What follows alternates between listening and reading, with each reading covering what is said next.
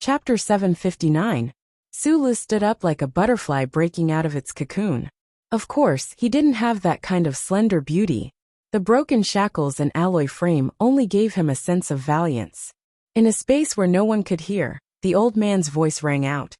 Are you afraid of death? Of course you are. Then why didn't you even blink? Because I have you. Why should I be afraid? No one can kill me unless I want to kill myself. The night wind in the small square of the commercial district suddenly heated up. The engines of more than 10 black MX mechas roared, and their posture quickly changed. Their powerful mechanical arms pushed horizontally towards the armored vehicles beside them. The mechanical movements of these black mechs appeared to be somewhat clumsy and not smooth enough. However, whether it was the choice of strength or angle, they were exceptionally precise. Under the premise that they did not cause terrifying damage, they accurately pushed all the armored vehicles to the sides of the street. The entire process looked just like that famous game of box pushing for young children. The armored vehicles and the ground violently, producing an ear-piercing sound and dazzling sparks. They collided with the artificial undulations on both sides of the street, shaking up, and then falling back down. The soldiers of the Iron 7th Division finally reacted. Under Major Chang's furious order, they pulled the triggers and fired at the central area of the small square of the commercial district. Bang bang bang bang. The dull sound of high-speed bullets hitting the alloy frame rang out. Countless dazzling bullet flames instantly lit up the streets of this spring night. The high firepower guns on the armored vehicles on the periphery spat out bullets, accurately turning the central area of the square into a swamp of death. What was very strange was that after the black mechas pushed the armored vehicles away and occupied the central area of the square, they didn't immediately return the fierce fire of the Iron 7th Division. The black mechas knelt down on their heavy mechanical legs and formed a circle, exposing their backs to the bullets of the Iron 7th Division's guns. After that, they didn't do anything else. Howling bullets rained down on the backs and mechanical legs of the black mecha, emitting ear-piercing sounds of metal cracking. From time to time, shards of metal that could not be determined whether they were bullets or mecha fragments flew into the air, landing on the ground. Sizzling sounds rang out incessantly. The black mechas formed a circle. They didn't return fire, nor did they dodge. They just knelt quietly. In stark contrast to the fierce attacks on their bodies, the smoke and dust stirred up by the high temperature, the swaying street lights, and the hurried shouts. At this moment, they were like a row of silent black stone sculptures, with an indescribable solemn beauty. What the soldiers of the Iron 7th Division, who were fiercely firing at them, couldn't see was that the black mechas in a half-kneeling circle perfectly used this angle to block all the bullets coming from all directions. Meanwhile, on the side facing the damaged armored vehicle in the center of the circle, the cockpits of all the mechas were slowly opening. Facing Sulu, who had just climbed out of the hole in the roof of the armored vehicle, it was like countless thrones opening at the same time to welcome the return of the king. He stood on the armored vehicle, looking at the black mechas in front of him, listening to the rapid and terrifying gunshots outside. Without any hesitation, he channeled strength into his legs and jumped up onto the platform on the left side of the mecha. Like a light puff of smoke, he jumped up again and stepped directly onto the open cockpit door of the black mecha. For Sulu, the MX mecha was as familiar as the child he had raised. He knew that he wouldn't make a mistake, and he also knew that as long as he entered the mecha, he would have absolute safety. The so-called strong confidence of having a mecha in hand had never diminished in the slightest. However, when his right foot stepped onto the thick cockpit door of the mecha, his body couldn't help but stiffen, because there was someone inside the mecha. A pilot belonging to the Iron 7th Division was looking at him with a pale face. His left hand was pressing a button tightly, and his right hand was quickly reaching for the pistol at his waist. There was a trace of despair in his eyes. This was a diligent and studious pilot. Tonight, he was familiarizing himself with the third close combat plan of the MX mecha in the warehouse. However, while he was immersed in the teaching materials written by a beady-eyed officer back in the training base, the mecha that should have been quietly waiting for orders suddenly moved. The baffled pilot immediately tried to order the MX mecha on him to stop, but he was horrified to find that all his operations had failed. Then, he was even more horrified to find that he had no way of communicating with the outside world. He couldn't even turn on the external speakers of the mecha to warn those unaware logistics officers and soldiers. He widened his eyes and looked at his own mecha with confusion and unease. Along with more black MXs, they easily drove out of the warehouse, drove out of the base, and drove along the military road towards the city. He felt this strange atmosphere, but he couldn't do anything. The mecha entered the city, sneaked into the night, and then suddenly launched an attack. This pilot recognized that the armored vehicle unit in front of him was his division's unit. He screamed in panic, wanting to warn the commander of the unit, but he couldn't make his voice travel out of the mecha. He stood up and slammed the heavy cabin door with all his might in panic and anger, but he could only receive a futile and hopeless result. He watched the attack happen with his own eyes.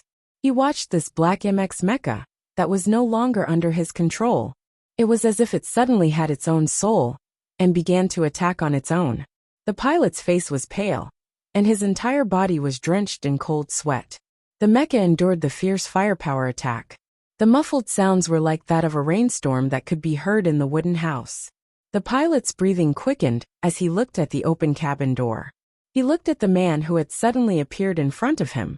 With his strong will, he controlled his crazy and uncontrollable mental tendencies. His right hand quickly reached for the pistol at his waist, and at the same time, he prepared to press the trembling self-destruct button. In that instant when he saw the pale-faced pilot in the cockpit, Sulu could think of countless ways to kill the other, enter the cockpit, and truly take control of this MX. He even had the confidence that even if this pilot pressed the self-destruct button before he died, he would still have the confidence to escape. The self-destruct program was the outermost program within a mecha's sealed internal system. Under the premise of manual operation, all automatic systems would not be able to stop it. Even that great existence that existed like a ghost among these 10 black mecha would not be able to do this. Should he take a risk and gamble? He wouldn't die anyway. In this short moment, perhaps Sulu thought of many things. Or perhaps he didn't think of anything at all. He just acted according to his own instincts. He suddenly flipped backwards and directly jumped down from the cockpit door. Almost at the same time his feet stepped onto the hard surface of the road, the black mecha on both sides swung their heavy mechanical arms at the same time, slamming them hard into the ground within 2 meters of where he landed. The mechanical arms collided violently with the road, causing dust and gravel to fill the air. In an instant, it actually suppressed the violent sounds of gunfire behind him. The hard surface of the road cracked and then collapsed. The soldiers of the Iron 7th Division, on both sides of the street, charged forward fearlessly. They knew very well what kind of terrible consequences it would bring if they let Sulu escape, so they didn't care about the terrifying power of the 10 black mecha at all. Almost suicidally, they carried their guns and passed through the metal tree-like mechanical legs to rush to the center of the small square. They mercilessly opened fire at the smoke that filled the air. After who knew how long, the muffled and loud gunshots finally stopped. The soldiers of the Iron 7th Division held their guns tightly, nervously waiting for the moment when the smoke dissipated. The road had collapsed, revealing a hole big enough for 2 people to pass through. However, a heavy black MX mecha had fallen down at some point, using its heavy body to press down on the hole until only a small gap was left. It looked like a brave soldier on the battlefield using his chest to block the enemy's bullet hole. And it also blocked the path of the Iron 7th Division to chase after Sulu. Major Chang looked at the hole with a pale face, quietly calling for mecha support. Then he couldn't help but look up at the black metal statue-like mecha above him. He suddenly felt very cold. In the quiet underground sewer pipe of the Capital Special District, the self-sensor system accurately detected the entry of a large warm object and automatically turned on the dim lights. As the lights turned on and off, a Federation officer could be seen silently walking forward. A mouse quickly ran past his feet, probably because it had not seen a human for many years. The most stubborn mammal in the world did not show any fear. Sulu, who had just escaped danger, didn't have any lingering fear in his eyes. He looked at the road in front of him, His footsteps were extraordinarily steady. Sometimes he would subconsciously touch the metal bracelet on his left hand. The underground pipelines of the metropolis were no stranger to Su Le. Last year on the Empire's Tianjing planet, he had relied on the highway system of the Mouse Kingdom to successfully escape Huai Caoshir's pursuit. However, at that time, he had to rely on the electronic map in his bracelet to locate his position. Now, in the Federation, he only needed to look at the extremely accurate and real-time map display in his left eye. There's someone in that mecha. Is it because from the beginning, you didn't want to give me an undamaged mecha, because it might cause me to kill other humans? After walking silently for an unknown amount of time, he suddenly asked in a low voice. His voice reverberated in the quiet and empty space, becoming somewhat unclear. The Federal Central Computer, whose computing speed was praised to be comparable to the length of light, seemed to find this question a little troublesome. After pausing for about 2 seconds, it replied in his mind, I can't confirm that this is a programming error. In fact, you can kill him and take that mecha. Yes, I can kill him, Sulu repeated in a somewhat mechanical manner. But you didn't do that. The old thing's voice suddenly seemed to carry a trace of sympathy and comfort. Is it because of what Mr. President said tonight that made you feel something? Sulu was silent for a long time before saying, Maybe it's because I'm not the creator. Maybe I don't have the right to decide the life and death of others. However, regarding this question, I still need time to think about it. Where are we going now? I don't know. As long as it's a place where they can't kill themselves. But why do I feel like you're already dead? In the dim underground tunnel, the lights flickered on and off, just like the effect of a stage showing the frustration of life's path. He didn't answer the old thing's question, which was obviously too emotionally and philosophical pretentiousness. He lowered his head and continued to walk in silence, his back view extremely lonely. Chapter 760. He didn't know how long he had been walking. Judging from the time, it was probably from the night to the morning. Sula seemed to have finished some kind of venting. He directly sat on the cold and wet ground of the underground passage with his feet hanging by the sewer. Just like on the battlefield, he sat on the side of the cockpit door that was suspended a few meters in the air. Unfortunately, it was not the deep snow under his feet, but only the sewage flowing slowly. He simply determined the direction. A dozen meters above his head was a subway junction, and if he went further, he would be almost out of the eastern suburbs of the capital. Su Lu unbuttoned his collar to let the sweat on his neck evaporate faster. He asked, Actually, in the official residence, while listening to them talk, I've been thinking about a question. What question? What if those guys in the hallway of the official residence had directly fired at me? What if you didn't have time to save me? What if I couldn't save myself? He frowned, the sensor lights behind him gradually extinguishing, and the treated sewage under his feet had a faint smell of iron. What would you have done if I hadn't saved you? The Federal Central Computer asked in his mind. From the mechanical question and answer in the hospital's black dream, to later questions, and even jokes, these details showed the changes of many old things. I prepared 3 escape routes at that time.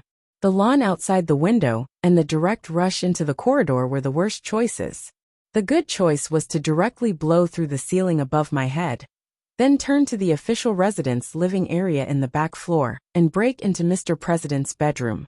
At this time, Sula still habitually called the man Mr. President. He tilted his head slightly, looked at the water under his feet, and continued. I wouldn't hurt Madam, and of course I wouldn't hurt Miss Padille. But I think if I were with them, those special forces wouldn't have the guts to use the 10,000-gun roar. But you didn't resist, because I was sure they didn't want to kill me in the official residence.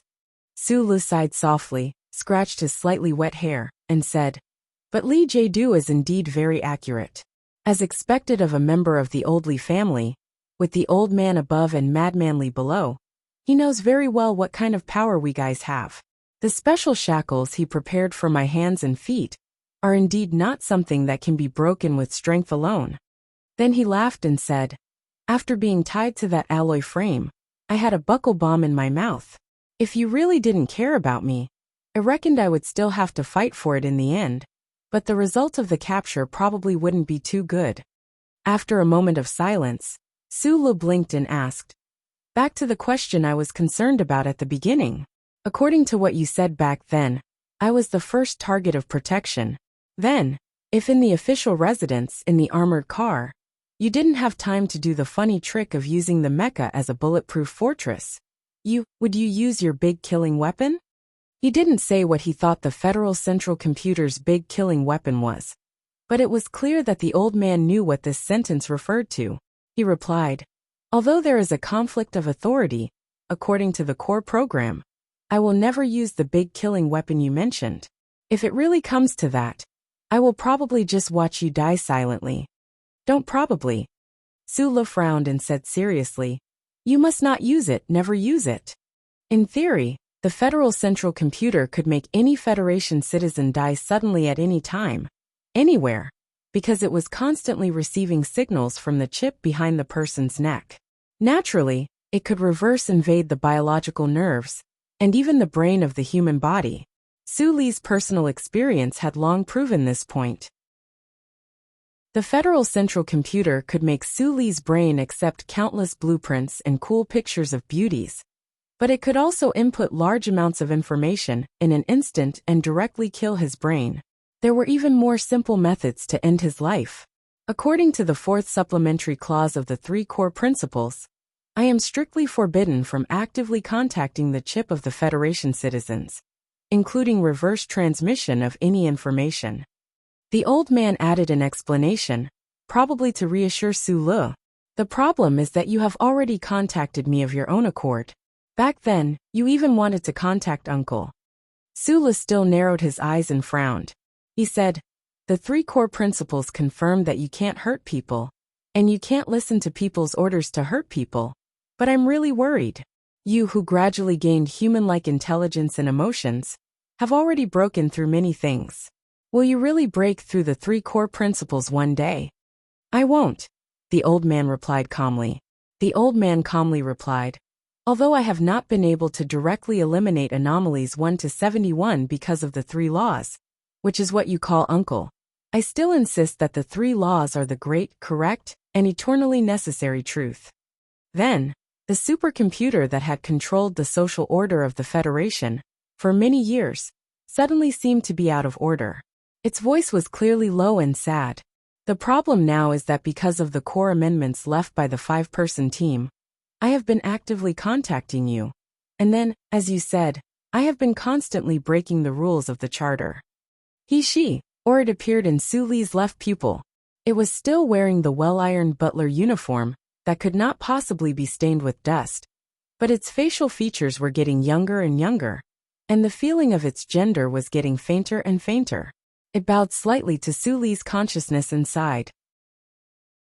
"In the past few years, I've done a lot of things that I've never imagined before. I feel a strong sense of guilt.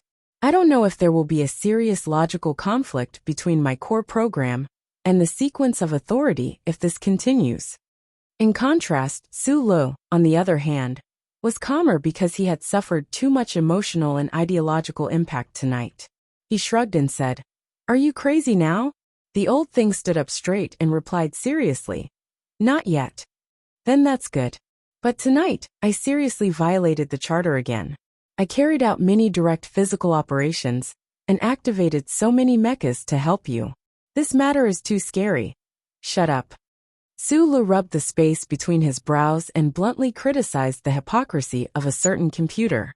He said, "You've been piloting a 3-wing battleship in the Empire for half a year, robbing everywhere happily. How come I don't see any psychological struggle on your face? Because of your hypocrisy, you didn't even want to give me a mecha, and insisted on setting a problem for me. Now that I can only squat in this godforsaken place like a rat, it's easy to make the connection. You definitely won't give me an ACW. Why? Because guns are used to kill people. Fuck." In the dark and gloomy underground sewer, Su Li's voice echoed, but only his voice could be heard. If someone else heard it, they would definitely find it extremely strange, as if this man hiding in the darkness was having a conversation with some ghost. In his mind, the Federal Central Computer suddenly asked. Sulu, are you preparing to declare war on the Federation government? Sulu could not give an answer. He lowered his head sadly and stared at the military boots hanging above the dirty water. His voice was slightly hoarse as he replied, Just take it that I'm afraid of death. Last year, you once said that you were not a moralist. Now you admit that you are afraid of death. Then as a computer, I cannot understand your logic. Why did you just ask me to never use the ultimate weapon you spoke of? You clearly know that if I use the ultimate weapon, you will be the strongest man in this part of the universe. Firstly, you don't know how to use it, so this is nonsense. Secondly, the two of us often quarrel. What if one day, my quarrel makes you angry from embarrassment, and you just let me die suddenly in the bathroom? I can be killed by you at any time. Living in fear every day is too unfulfilling. The dim light shone on Su Li's smiling face, and then his smile gradually faded. He said slowly, Old man, if you can kill one person, then you can kill 100 million people. If everyone in the Federation is dead, and only the two of us are left, how unbearable would that be? Compared to that situation, I would rather die and close my eyes. That makes sense, the Central Computer replied. I will remember this sentence of yours. It was still early in the morning. President Pabre, who had just laid down and could not sleep at all, received the latest shocking information. He glanced at his lonely wife on the other side of the bed, frowned slightly, and quickly put on his pajamas. Under the nervous protection of the Special Task Force agents, he walked through the special express passage of the official residence and entered the deep underground conference room. Only 2 or 3 of the light screens surrounding the interior of the room were lit. On them were the military chiefs of the Federation, who were loyal to the government. President Pabre walked in with a gloomy expression. He looked around at his subordinates and said in a deep voice, Begin. The light screen began to play the latest surveillance video. The video included the base in the southern suburbs of the capital, all the stories that happened in the warehouse, and naturally also included the sudden attack in the small square in the commercial district. The video finally stopped on the black mecha, that was like a hero blocking the road collapse like a human warrior. It has now been confirmed that the key to this matter is the issue of the Bureau of Proclamations authority. Li Jiedu looked at Director Cui Zedong in front of the round table and asked with a frown, Can the Bureau of Proclamation remove his authority? Cui Zedong's expression was very complicated. There was a strange sense of dejection hidden in his eyes. He shook his head and said, The Constitution prohibits computers from performing direct physical operations. But everything that happened tonight has overturned my decades of understanding. So don't ask me. I don't know anything. There was a long silence in the underground conference room of the official residence. These strong-willed big shots who controlled the power of the Federation government vaguely seemed to see a ghost floating in the sky of the Federation. The National Security Advisor, who had just received the specific information, kept wiping the cold sweat on his forehead. He had discovered many terrifying truths from these videos. He looked at President Pabre and suggested with a trembling voice, You must leave the base immediately. Enter the base in the middle of Siming Mountain. The base can withstand the most powerful battleship main cannons. Only there will you be safe.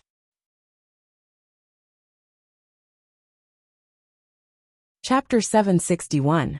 The Great President of the Federation, entrusted with the responsibility of managing 3 large regions, nearly 10 administrative systems, and the tens of billions of citizens on hundreds of mineral planets, the highest authority to command millions of federal forces, was frightened into hiding by 2 simple videos into a hidden base in the belly of Siming Mountain. For the government officials in the conference room, the National Security Advisor's suggestion was without a doubt a resounding slap to their faces. However, none of them could object to this suggestion, even though they felt incredibly humiliated in their hearts. Because when they saw those black MX mechas on the screen charging out of the darkness like ghosts without anyone controlling them, and smashing into the armored vehicles, they felt an unprecedented shock and fear.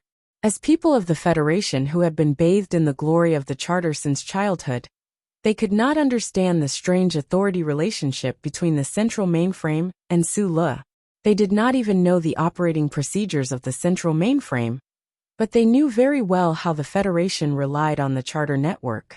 Now what they relied on the most seemed to have become the most powerful weapon of the enemy.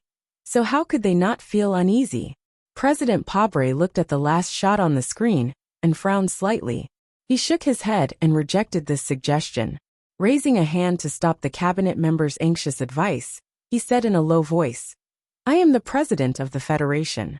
If I hide out of fear, do you think I will have to hide for the entire term?" He slowly swept a glance around the conference room and said in an unquestionable tone, "The matter regarding Colonel Sulu must be kept strictly confidential. It is strictly forbidden to spread outside of this conference room.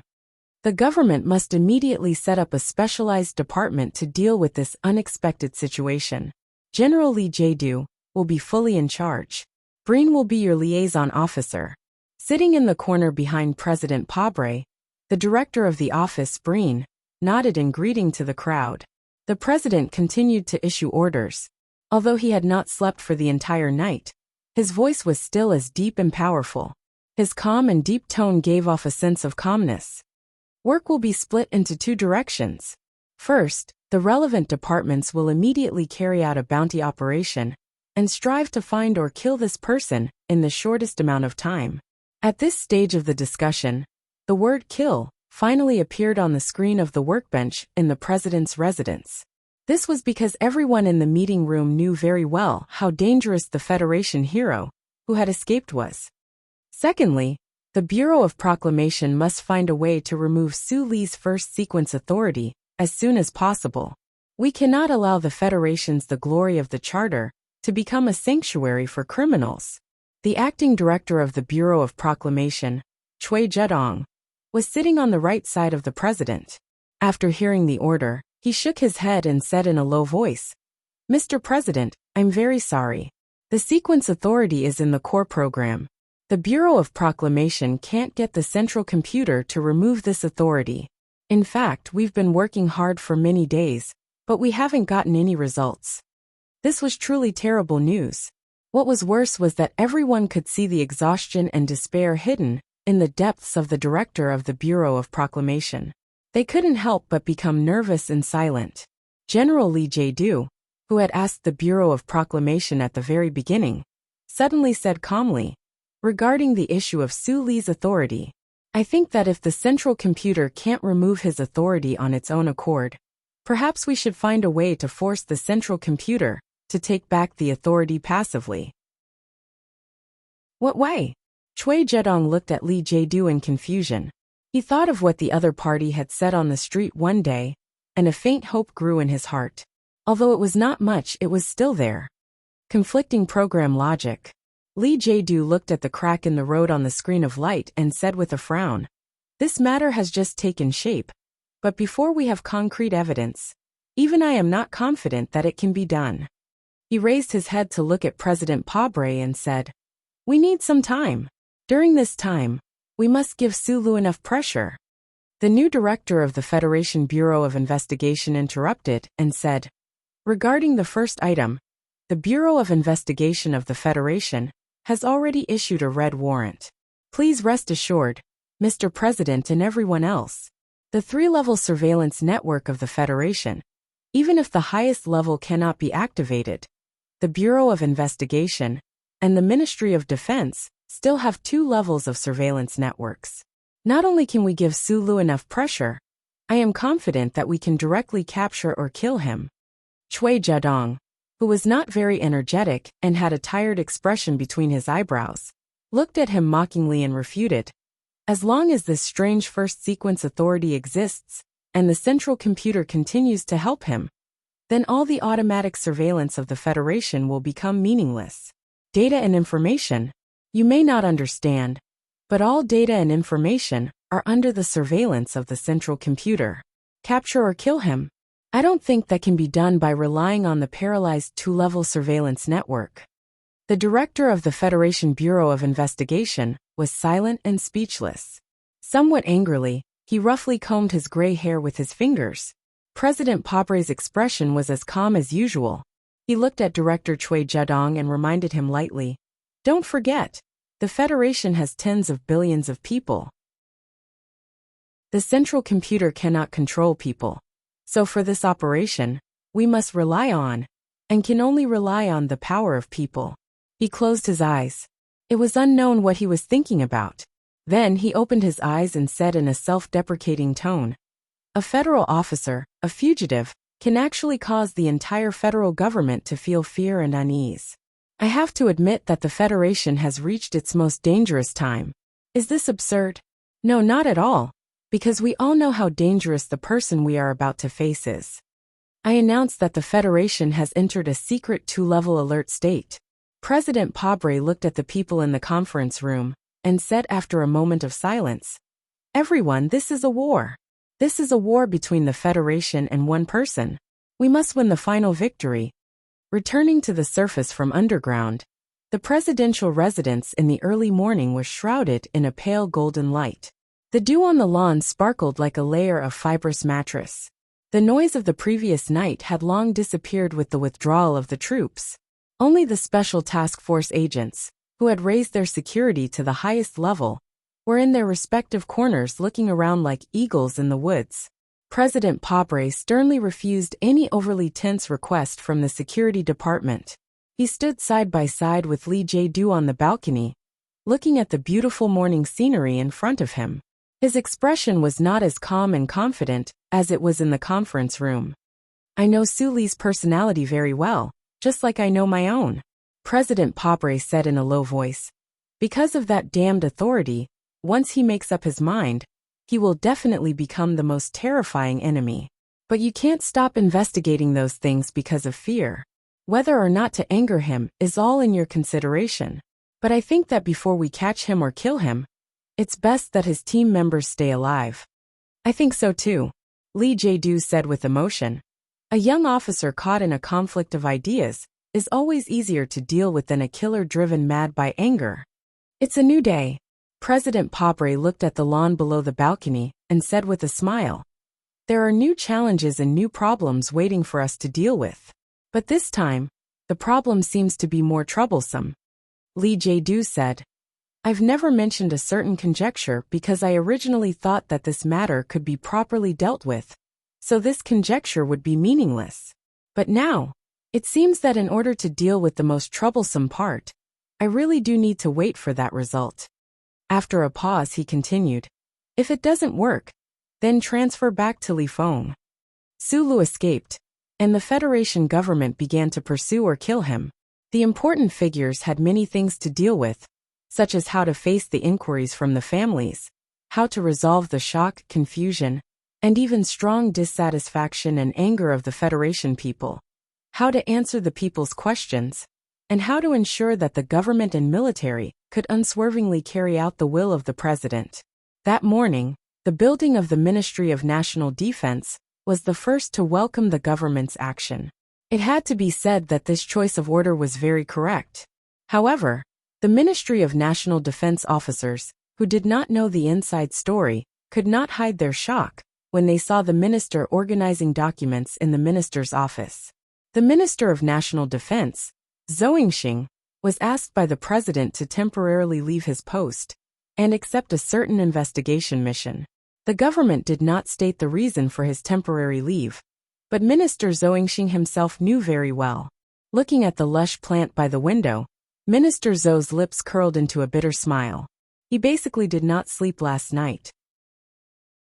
Although the secret military operation at Charter Square directly bypassed the Ministry of National Defense, as the Minister of National Defense, how could he not notice it? Until now, most people in the capital ring still believed that Su Lu was his prospective son-in-law. But this word had been delayed for 4 or 5 years. When this war between the Federation and one person began, because of this relationship, although the Minister of National Defense had a high position and the influence of Mo Chou-Xing behind him, the president's office had to force him to leave this position at all costs. Of course, the government could not directly remove him, so they used the excuse of temporary leave. "Mr. Minister, do you want to bring this plant home?" "No, I have to come back," Minister Zhou said calmly. He was born in the military logistics system and was known for his low profile. But he had been the Minister of National Defense for almost 5 years. Of course, he had considerable strength in the army. In the face of the so-called temporary leave, he could have made a stronger response, even a response that would make the president's office feel very troubled. But he chose to leave peacefully.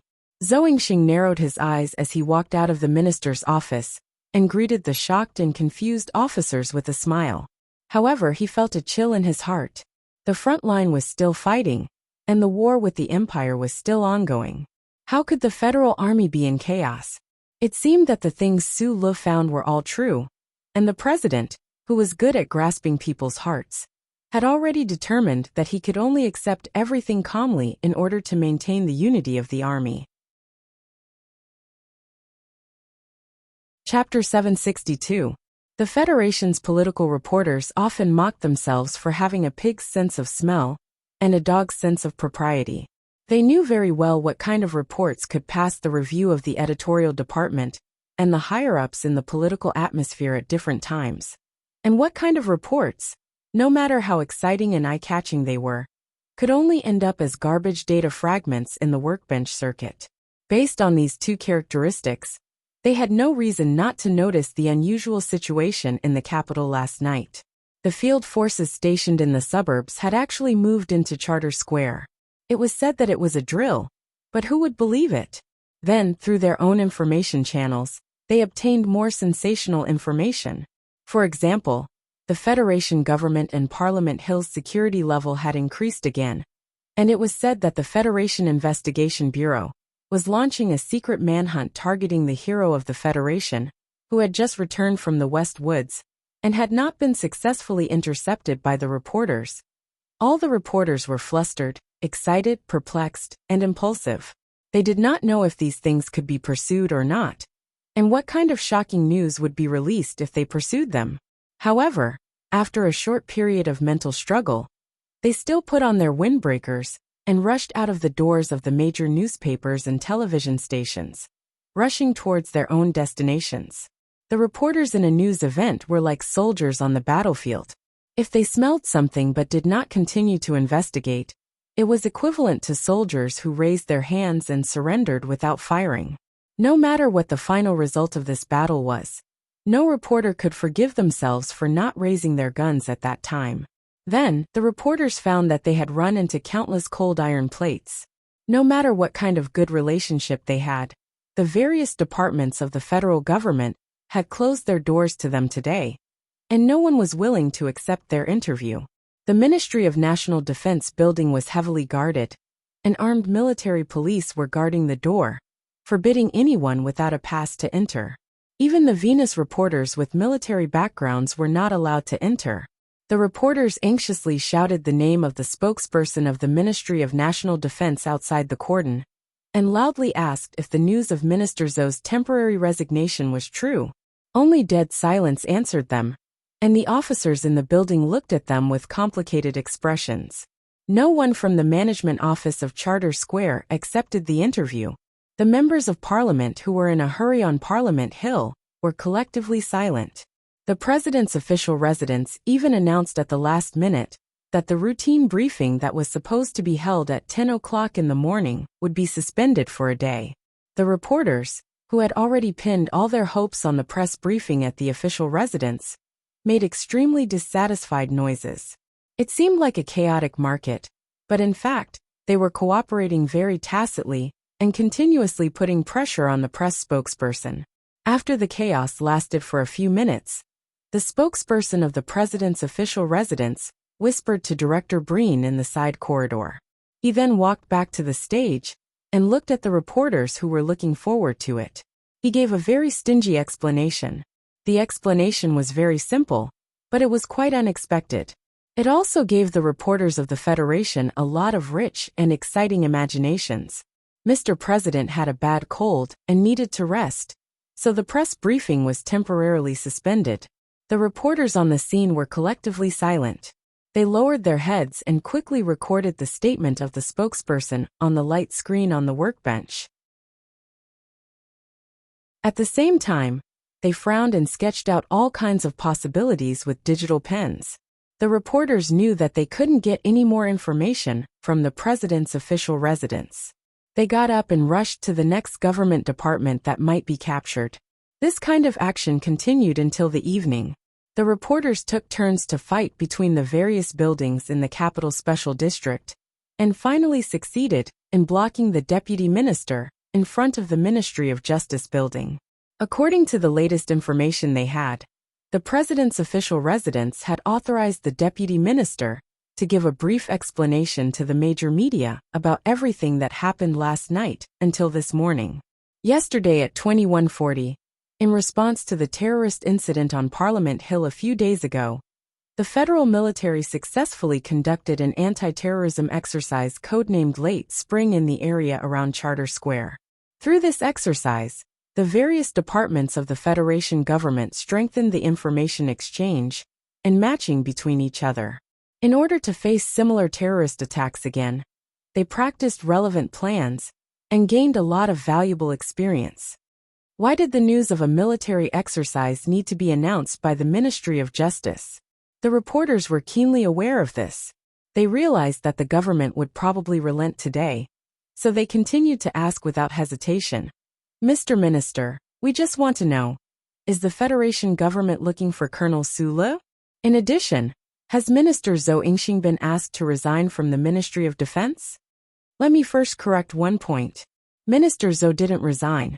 He only went to the Federation's strategic equipment base for inspection at the special request of Mr. President. Because of the upcoming war in the Empire's mainland, the Federation's strategic equipment is facing a difficult test. The government needs an excellent general like Minister Zhou to fully lead this work. The reporters naturally didn't believe this statement, but since the government gave the answer, then what they needed to do was to interpret this answer. They quickly took notes with their digital pens and silently waited for the question that they and the people of the Federation cared about the most. As for Colonel Sulu, the deputy minister of the Ministry of Justice frowned and chose his words carefully. He slowly said, "Yes, from a legal point of view, we can say that he is currently wanted by the Federation." The deputy minister looked at the reporters and continued to explain. Colonel Sulu left the West Woods region camp without permission. The military asked him to explain the situation, but he never reported it. In addition, according to the Bureau of Proclamations investigation, Colonel Sulu had a very close relationship with the suspect who died in the terrorist attack on Parliament Hill. However, regarding this point, he never reported it to his superiors. "This is the entire reason for looking for Colonel Sulu?" A reporter asked sharply. "No," the deputy minister of the Ministry of Justice calmly replied. "I believe that you all participated in that report. The Federation government once suspended the investigation into the relationship between Colonel Sulu and the traitor mechanic Yu Feng. However, after the Bureau of Proclamation grasped the latest information, the Federal Central Computer automatically reactivated the previous wanted program. This also means that unless Colonel Sulu voluntarily surrenders himself, the wanted list will continue." After confirming that the Federation was looking for Sulu, this hero idol of the Federation, who had just returned from the Empire not long ago, the reporters in front of the Ministry of Justice simultaneously fell into a state of shocked silence. The twilight of the evening slanted in from the end of the street, looking somewhat like a bloody, ghastly intent. As for what happened at the president's official residence, I don't know. You don't have to ask me. The deputy minister of the Ministry of Justice smiled and said, "However, I believe that if Colonel Sulu is brought to justice, and the judicial process reaches the point where the evidence is made public, then the entire Federation will know the truth of the incident." Above and below the silent stone steps, the knowledgeable and experienced reporters found it difficult to suppress the emotions in their hearts as they let out a series of noisy exclamations of shock and astonishment. What they heard could not be written in the report, but they could keenly discern the hidden meaning behind these words. Could it be that the military operation last night, the president who was not in good health today, and the currently wanted Colonel Sulu had some kind of terrifying connection? Reporter would have been quietly standing at the periphery of the crowd. He was wearing a woolen vest today, and the cigarette in his hand seemed to be constantly burning. He suddenly stretched out his hand. With Wood's status in the industry, and with the Capital Special District Daily News, when he stretched out his hand, the reporters who were immersed in shocked discussions immediately fell silent. Wood furrowed his brows and took a deep drag on his cigarette before asking, "Mr. Deputy Minister, may I ask if the wanted list this time has anything to do with Colonel Su Lee's press conference yesterday afternoon?" The Deputy Minister of the Ministry of Justice silently looked at him with cold eyes, and extremely simple and direct answered, "It has nothing to do with it." The hero of the Federation, Colonel Su Lee, became a criminal wanted by the Federation. This news would probably cause countless shocking discussions in the Federation society, or even something more serious. The reporters ran around to record excitedly or thoughtfully, but there was no way to get close to the department they wanted to interview the most, because that was the Federal Army. In the brand new base office of the new 17th Armored Division in the suburbs of the capital, there was an extremely oppressive and tense atmosphere. The commander of the 1st Regiment, He Lei, narrowed his eyes and stared at the director of the 1st Military Region's Special Warfare Department in front of him, without any intention of backing down. Although the other party's military rank was far higher than his, although the other party had military police with special powers, although the other party had an arrest warrant signed by the highest level of the military, he still did not want to back down. "I don't care what you people want to do, but this is my army, and those people are my soldiers. If you want to arrest them, then you have to get my permission." Colonel He Lei's eyes narrowed into two dangerous slits. Standing behind him, Hua Xiaoxiao, Lin Ai, and the others also narrowed their eyes at the same time. It was very strange. Probably every person who had spent too much time with Su Lee would be affected by this small action of his. Every time they encountered the greatest anger, or the most terrifying danger, the men's eyes would narrow, and with a blink of their eyelids, they would angrily crush everything in front of them into pieces.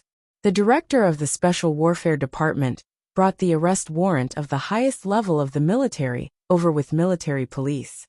He never would have thought that before he even saw the members of Group 7, he would be stopped in the office by the officers of the 17th Division. "Colonel He Lei, do you understand what you are doing right now?" The director of the Special Warfare Department stared into the eyes of the officers and said in a cold voice, "These officers under your command participated in a shocking rebellion last night. If you insist on disobeying military orders and protecting them, then perhaps the next time I come back, the target of arrest by the military police will be you."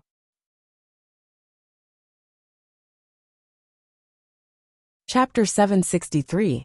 You said it was Team 7 at the start, but you should know that ever since the 17th Division was rebuilt, there is no such thing as Team 7 in the Federal Forces, or even the nutshell mercenaries. Even if there is, the entire Federation knows what kind of heroic and fearless fighting group Team 7 is. You actually accuse them of treason? Have you lost your mind? The 17th Division was an invincible iron division, created by the military god Li Pifu. As the commander of the field forces, He Lei didn't care about the director of the Special Operations Room, who was said to be General Li Jiedu's trusted aide. He coldly stared back at the other. "You know you can't handle it alone." The director of the Special Operations Room suddenly laughed. He looked at He Lei's face and said with a bit of sarcasm, "You just said that Xiong Lingquan and the other officers have been training in the camp for 2 consecutive nights and didn't go out. But don't forget, this is the 4th mission. We can apply to the Bureau of Proclamation to check the location of the chip at any time. When the time comes, you will bear the responsibility you should bear."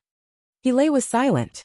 He knew very well that if the rumors were true, that the Federation government and the upper echelons of the military were looking for the instructor, then with just him as the commander, there was no way he could resist this vicious tide. Thinking back to the conversation between the instructor and General Li Jiedu a few days ago, and then inexplicably going to the south to recuperate, his mood became abnormally irritated and depressed. But now that the instructor was in trouble, how could he hand over Xiong Lingquan and the others? These people were not only the instructor's subordinates, They were also the most outstanding officers of the 17th Division. As for the instructor being wanted, fuck his grandma. Even if it was the female star with the biggest breasts in porn, she wouldn't believe it. Inside and outside the military camp, the tombs were as red as blood. The atmosphere was stifling. The director of the Special Operations Room had a gloomy expression. He turned around and prepared to leave with the military police. The next time he came back, the entire 17th Division officers would probably face an extremely difficult situation. At this moment, a hunched figure of an old man slowly walked out from the twilight. His hair was white, and his military uniform was casually draped over his thin body. He looked very old, but the footsteps of such an old soldier seemed to warm up the eerie twilight. The pupils of the director of the Special Warfare Room shrunk. He subconsciously raised his hand and saluted. Looking at the other person in shock, he frowned and asked, "Commander you, aren't you recuperating in the south?" The old figure walked out of the blood-red twilight. Finally, one could see the sparkling golden stars on his shoulders. Back when the old man was in the 17th Division's logistics department, he was assigned to be in charge of the division's special kitchen, because the food was to the division's liking. At best, he could be considered to have amazing culinary skills. But now, he had become one of the Federation's two trump cards, the new 17th Division's division commander. With such a legendary and unimaginable military career, other than the amazing luck brought by the old division commander, who ate his meals Li Pifu, who dared to underestimate the intelligence and ability under this lazy appearance. Commander Yu Chunghai smiled and casually returned a military salute. He walked into the office and answered casually, "Oh, the little nurse over there is too young and pretty. I really couldn't stand it, so I came back early." Nowadays, the most popular style of an iron-blooded soldier like Commander Du Shaoqing in the Federal Forces was Commander Yu.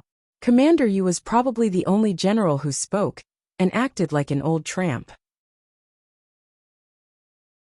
Speaking of which, people had probably long forgotten that the generation of military, godly Pifa's generation of old soldiers, actually had this kind of indifferent attitude in their bones. Hearing this answer, the director of the Special Warfare Department was speechless. He knew very well how much effort General Li Jiedu had put in to transfer this extremely senior division commander away from the new 17th Division. Who would have thought that at such a crucial moment, this person would actually quietly return to his own unit? Commander Yu Chunghai smiled and greeted the officers under his command. He was as friendly as seeing a group of neighborhood children on the way back from the market. He Lilanai and the other regiment commanders didn't dare to be careless. They stood at attention and saluted. For some reason they felt relieved, although the old division commander looked muddle-headed, old, weak, and tired. The soldiers of the 17th Division all had a common feeling. As long as the old division commander was here, then there was no real difficulty in the world. "I've heard everything you've said," Li Mu said. Commander Yu Chunghai sat back in his chair with some difficulty and sighed with satisfaction. He stretched out two thin and old fingers and waved them in the air. He looked at the director of the Special Warfare Department and the military police in front of him and said with a smile, "I have a few words that I want you to listen to carefully." Lilanai had already taken out a cigarette and put it in between the old division commander's thin fingers with a flattering expression. Then, he carefully lit it with his hand, even though there was only the warm twilight in the room right now, and there wasn't a trace of cold wind. The director of the Special Warfare Department's face was pale as he looked at Commander Yu Chunghai, without saying a word. A lot of people know that this division, and these soldiers, are the division and soldiers of the old marshal. I'm in charge of the 17th Division, but I'm just in charge. One day, according to the old marshal's wishes, I will hand it over to that guy. Commander Yu Chunghai spread out his hands and mocked. What happened in the end? That guy went to flirt with the big star, and then went to the Empire to play around. He was busy accepting interviews every day, and slowly, it seems that everyone forgot about this matter.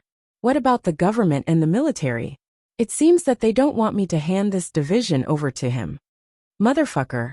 Commander Yu Chunghai laughed and said, That guy doesn't seem to have the self-awareness to take over. Some people also don't want him to take over, so they can only let this old man take over. But in the end, being in charge is just being in charge. So a few days ago, someone asked me to go to the military hospital to recuperate, so I went. But to be honest, the food in the military hospital's recuperation center is really bad. Suddenly, Commander Yu Chunghai's expression became serious and said, "But since it has come to this situation today, it seems that I can only continue to be in charge of this division. Since that's the case, the people you want to arrest are my soldiers. Do you think this is appropriate?" The director of the Special Warfare Department swallowed with difficulty and explained in a low voice, "This is an order from the highest level." Colonel Su Lewis suspected of. Commander Yu Chunghai suddenly jumped up from the chair. Such an old general was actually more agile than a rabbit. It was really amazing. "I don't care about Su Le. When he came back from the Empire, you transferred him away. It's fine that you don't want to leave this guy to me. But those guys are my soldiers. Do you fucking know what it means to be my soldiers?" He used the finger that was holding the cigarette to stab the director's face across the air and roared furiously, "Rebel your ass. They went to the city yesterday for a stroll. Is that a rebellion? Who the fuck made this rule? Even if he was just a chef in the past, now he was the general of the chefs. And there was a saying in the Federation that an angry chef was definitely the most terrifying person in the world. Then what about an angry chef general?" The twilight sprinkled on the floor of the room. The director of the Special Warfare Department faced the storm of curses and anger. He felt as if he was standing in a pool of blood on the battlefield. His face suddenly turned pale, and he struggled to refute. "But he just said that those officers have been staying in the barracks these days." "You believe what he said? Are you a pig? Did you hit the synthetic meat?" Commander Yu Chunghai's eyes widened, and he waved the cigarette between his fingers like he was waving a kitchen knife. He lied. "Do you want to arrest him and shoot him? If you want to arrest my people on the charges of treason, show us the evidence. If you can't show us the evidence, then fuck off." The director of the Special Warfare Department, whose face quickly changed between green and red, was stung by the smoke in front of him. He subconsciously clenched his fists tightly, thinking to himself, "I'm also a major general. If it wasn't for the fact that this old man has a lot of experience and a lot of achievements, I wouldn't have allowed you to insult me like this."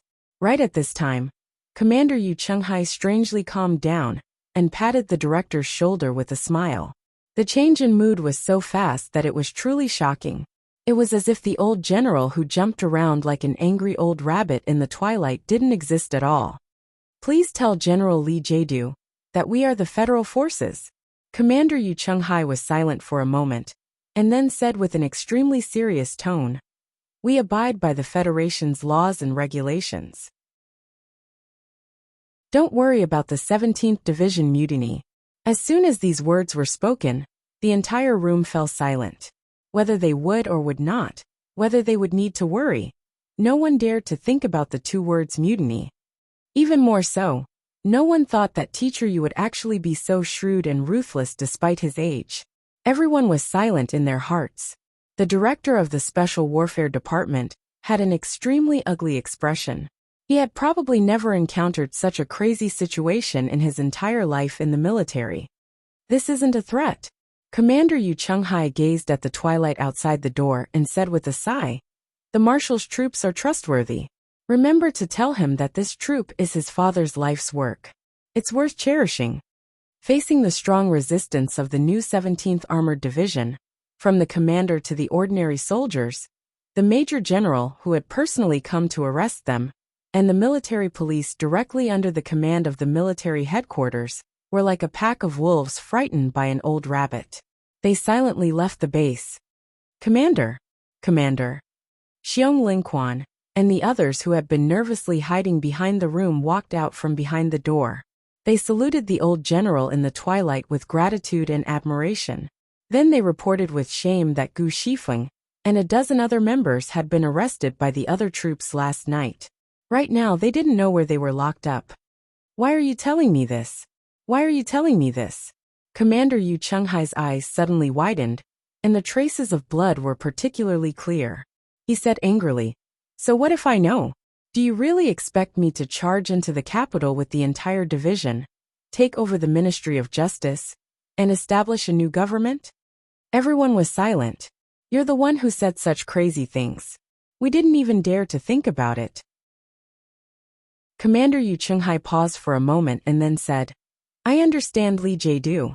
He respects the ordinary soldiers and won't destroy the foundation of the Federation. After all, he is a member of the old Li family. The key is Su Lo and you guys. Where did you guys go? What is going on? Xiong Lingquan hurried forward and honestly told him the things they knew.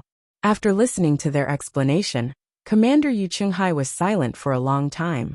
Then he sighed and said, The troops now feel more and more different from the troops of the past. They are more formal and powerful. But I always feel that something is missing. The smell of green onions, or the smell of humans. Each generation is worse than the last. This veteran who had participated in countless battles with the military god Li Pifa looked at the bloody twilight and commented angrily. They are all a bunch of fucking bastards, including Su Lo. Chapter 764. Ambush. We've been ambushed. Gamma, retreat. Retreat.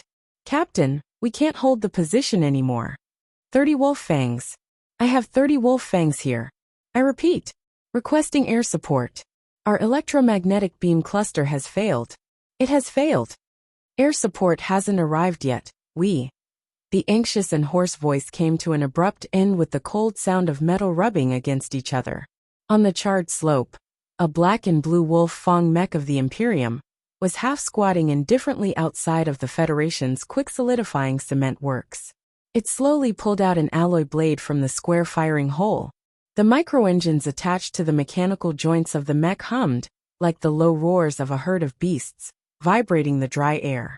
The violent explosion was like a large cold flower blooming in the field. On the hillside, the Empire's wolf fang mechs leaped at high speed. Relying on their advantage in numbers, they successfully entangled the few black MX mechs in the Federation's army.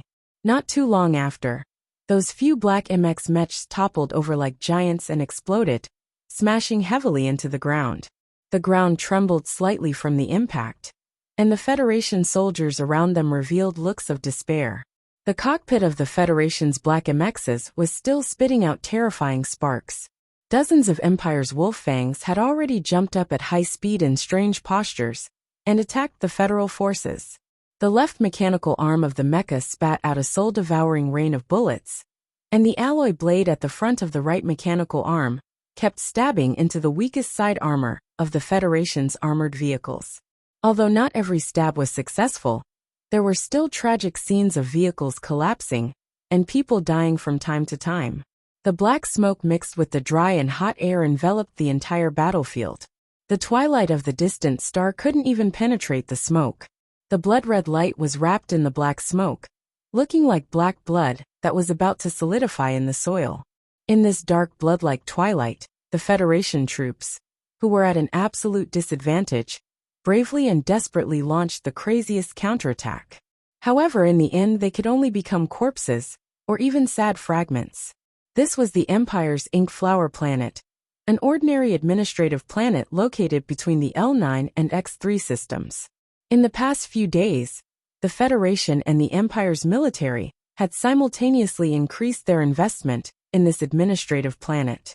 The Federation had to seize the strategic location in the L9 system for the late spring offensive, while the Empire had used that magnificent retreat to successfully buy time. The massive Empire had finally made preparations for an all-out war, and they wanted to use the complete victory on planet Emohua to announce to the entire universe that they would not take a single step back. The scenes of the desperate battle that took place above were played out from time to time in various areas of the planet. However, the offensive and defensive battles in the fields and on the hillsides gave off a strange flavor. Both the Federation Command and the Empire found it incomprehensible because of the great disparity in strength here. The real-time signals on the battlefield were quickly transmitted to the Federal Forces forward base on Planet Yellow Disaster. The conference room was deathly silent, the officers' expressions complicated as they looked at the commander under the giant screen in front of them, silently enduring his anger. General Enchanting, the commander-in-chief of the Federation's front lines, stared at the slightly delayed satellite image like an injured eagle. After confirming that he could no longer receive any signal from that camp, he took a deep breath and angrily slammed his right fist on the control panel. The violent force caused the white hair on his head to tremble incessantly. What is wrong with the intelligence report? The results of the calculations are not like this. Why is it that what the General Staff believes to be a small harassment force has several dozen damned wolf fangs hidden inside? Commander E quickly calmed down, the veins on his neck popping and disappearing. He stared coldly at the officers in the General Staff Department and the Bureau of Proclamation's technical team beside him, his brows furrowed as he said, "There might be problems with the charter computer, but you staff officers cannot have problems with your brains." An officer from the Bureau of Proclamation stood up and explained in a low voice, "Right now, we still don't know if there is a problem with the information collection or a problem with the calculation program. We are conducting a post-mortem investigation." Commander E didn't even look at this person. Ever since he participated in the war with the Marshal many years ago, he didn't have the slightest good impression of those Bureau of Proclamation officials who followed the army like ghosts. He stared coldly at the staff officers under him and said, "How many times do I have to repeat this? War is a war of people. We need the calculation results of the charter computer, but we cannot rely on it." In this attack and defense battle on planet Mohua, the federal forces suffered extremely heavy losses. The entire regiment was pincered by the Empire's army from 3 sides, suffering heavy casualties. The camp that took on the most difficult mission might not even be able to keep its designation. In this huge war of the Federation's invasion of the Empire, today's losses were not the most terrifying.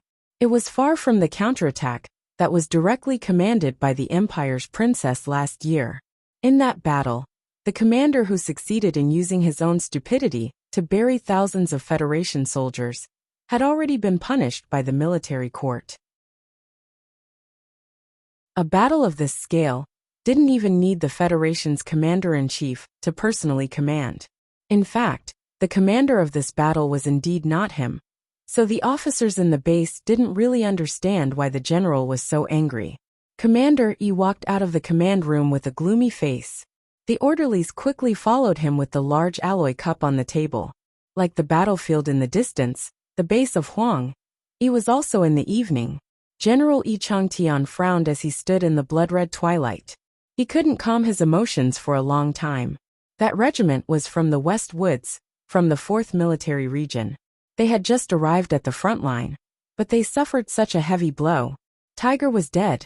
It was said that there was a problem with the ancient bell incident. Just a moment ago, it was said that something big happened in the capital. The West Woods troops were ordered by the government to come to the front line of the Empire. This had already aroused the suspicion and anger of many people in the West Woods. At this time, any troop could be in trouble, but only the troops in the West Woods couldn't be in trouble. Especially this kind of trouble that could easily cause people to find excuses and reasons to be angry. Standing on the balcony of the Constitutional Bureau and looking at the lawn that had been designated as an absolutely restricted area tens of thousands of years ago, Li Zidao, who was holding a teacup, smiled and said, "I heard that old Director Tai's main hobby was to play golf. With such a large lawn as his practice field, no wonder no one in the entire Capital Special District was his opponent." The work of the Bureau of Proclamation is very mysterious in the eyes of ordinary people. In fact, it is very boring. If you don't find some hobbies, it is very difficult to continue doing it for a long time. What is even more disgusting is that according to the regulations of the Bureau of Proclamation, as long as you swear to work in the Bureau of Proclamation, you are not allowed to do any other work. Cui Zhedong, who was standing beside him, answered in a low voice. He looked a little tired. In the past few days, because of that problem, as long as the acting director of the Bureau of Proclamation stayed in the Bureau of Proclamation building, he would feel that there was a ghost hiding in the depths of the ground, coldly looking at him. After pausing for a moment, he forced a smile and said, The road you came from is cut off in front of the building. According to the old director, it means that once you enter this building, you don't have to go out again. Lee Jae-do frowned slightly and said in a light voice, "It sounds like you have the intention of retreating." "There is no way to retreat, because I am old and have no one to rely on," Choi Jedong answered calmly. "Ask me a question that I have always been concerned about." Lee Jae-do didn't want to probe too deeply into the mental world of this important partner of his. So he asked, "Changing key data and causing the death of a citizen of the Federation, in my logic, should have already violated the second of the 3 core laws of the Charter. The first of the 3 laws was, do not hurt people, and do not stand by and do nothing when people are hurt. The second law was, obey all orders of people, but do not violate the first law. The Charter computer is dead." Choi Jedong suddenly frowned, as if he didn't really believe what he said. After a moment of silence, he continued, "But people are alive, and it can't judge the purpose of humans. In fact, for tens of thousands of years, countless people who have worked in this building have already found many ways to cheat the central computer's logic program. We usually call those program loopholes the back door. Is that how the saying of going through the back door came about?" Lee Jae-do smiled and shook his head. He sighed and said, "Your Bureau of Proclamation is indeed the most terrifying department in the Federation. What I don't understand now is, if we are going through the back door, then, which door did Sulu use?" Choi Jedong looked at the lawn below the balcony. The lawn that was as smooth as the central computer's program seemed to be burning under the setting sun. "We have simulated and calculated many times, but we still don't know how he used his first sequence authority to make the central computer cooperate with his actions. For example, those mechas from last night. Unless he can actively contact the central computer, but this is absolutely forbidden by the core program. Then what about physical operations? In the official residence this morning, you also mentioned that the central computer is strictly forbidden from physical operations." Lee Jae-do's expression became somewhat complicated. He turned around to look at the box-like building behind him and suddenly said, "I'm thinking, if at this time Sulu directly orders the central computer to blow up this building, what other choice do we have other than to die? I'm not worried about this happening. Going back to last night, those mechas didn't make a single fatal attack on the Iron 7 division. The 3 laws still exist. And fortunately they still exist. Otherwise, I really would have gone crazy. Of course, before I went crazy, this world would have been destroyed." Choi Jedong laughed self-deprecatingly, then looked at Lee Jae-do seriously and asked, "Regarding the issue of his authority, can you solve it?" Lee Jae-do was silent for a moment before saying, "Too much time has passed since that explosion. That little girl's biological marker from back then has already lost its effect, so I'm looking for another way." Choi Jedong didn't ask any more questions on this issue. He said, "Actually, I really admire your foresight. At the time, everyone thought that Sulu was dead, but you were the only one who thought that he might still be alive, and that he might be able to cause damage to Mr. President's career." He looked thoughtfully at the burning lawn below the balcony and said softly, "Last time, in order to eliminate those Iron 7 division members, the Bureau of Proclamation performed a reverse operation and changed the frontline data. Now that I think about it, it really is very similar to the scene on Imohua Planet today." Chapter 765. In the end, Dongfang Yu became the scapegoat. "I'm a bit worried. If Teacher Xiaoqing finds out the truth in the future, will he?" Choi Jedong didn't ask any more questions, and Lee Jae-do didn't answer either. Instead, he talked about the method he used to deal with the members of Group 7. No matter how great and complicated a cause is, it's all made up of specific details. That's why I won't overlook any details, and I won't underestimate any potential enemies. For example, that officer named Bai Yulan, or those members who seemed like they couldn't cause any trouble.